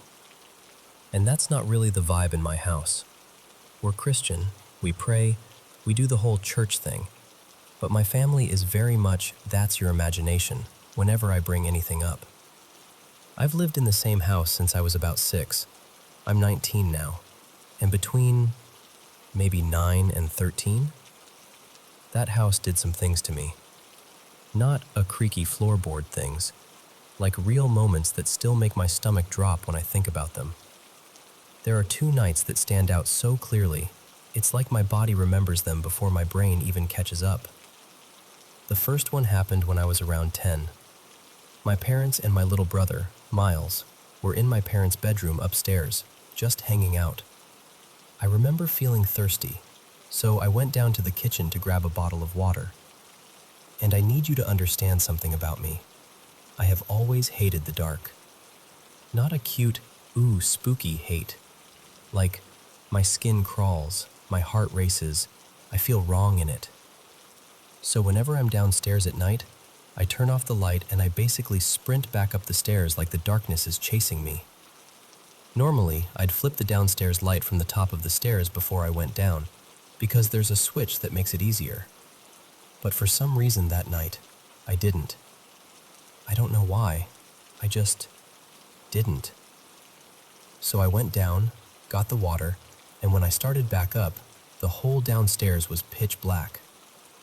By the time I reached the landing and headed toward my parents' room, my fear had already started rising. I could feel it in my chest, like that tight, buzzing panic. And then, when I grabbed the doorknob to my parents' room, it wouldn't open. Like the knob turned weird, like it was jammed, like someone on the other side was holding it, or it was stuck in a way it shouldn't be. I tried again, harder. Nothing. And the darker it felt around me, the more my brain went, okay, they're messing with you. It's a prank. They're trying to scare you. So I started whisper yelling, like, stop, open the door. And then I started shaking the handle, actually getting angry. But right when I was at that point where panic turns into full body shaking, I heard a laugh. Not from inside the room, not down the hall, right in my ear. Like someone leaned in and laughed beside my head. This low, ugly, satisfied kind of laugh that made my whole body lock up. I swear to you, I went completely still. I couldn't even breathe for a second. Then I shoved the door with both hands, like pure instinct, and it swung open immediately. Smooth, easy, like it had never been stuck at all. I stumbled into the bedroom like I'd been chased. My parents and Miles looked up at me like I was being dramatic, and I was like, who did that? Why did you hold the door? And they all just stared. My mom was like, what are you talking about? My dad was like, we didn't even hear you. Why did you take so long? And the thing is, they weren't acting. They weren't hiding smiles. They weren't doing that "we got you" thing. They genuinely had no idea what I meant. That was the first time I ever thought, okay, maybe I'm not crazy, and maybe something is actually happening in this house. But every time I said anything, it got brushed off. It's the house settling. You're overthinking. You have a big imagination. And honestly, after a while, I started trying to believe them. Especially because my brain is busy all the time. I have ADHD, and sometimes it's like my mind generates extra noise, thoughts, echoes, random sounds that feel almost real. So I'd tell myself, you're probably mixing things up. You're fine. Then came the second night. This one was later. Maybe I was 12 or 13. It was nighttime again, and for some reason, I decided to change my clothes downstairs in the living room. I don't even know why I chose there. It was one of those decisions that makes no sense later, but at the time, I didn't think anything of it. The layout downstairs is kind of open.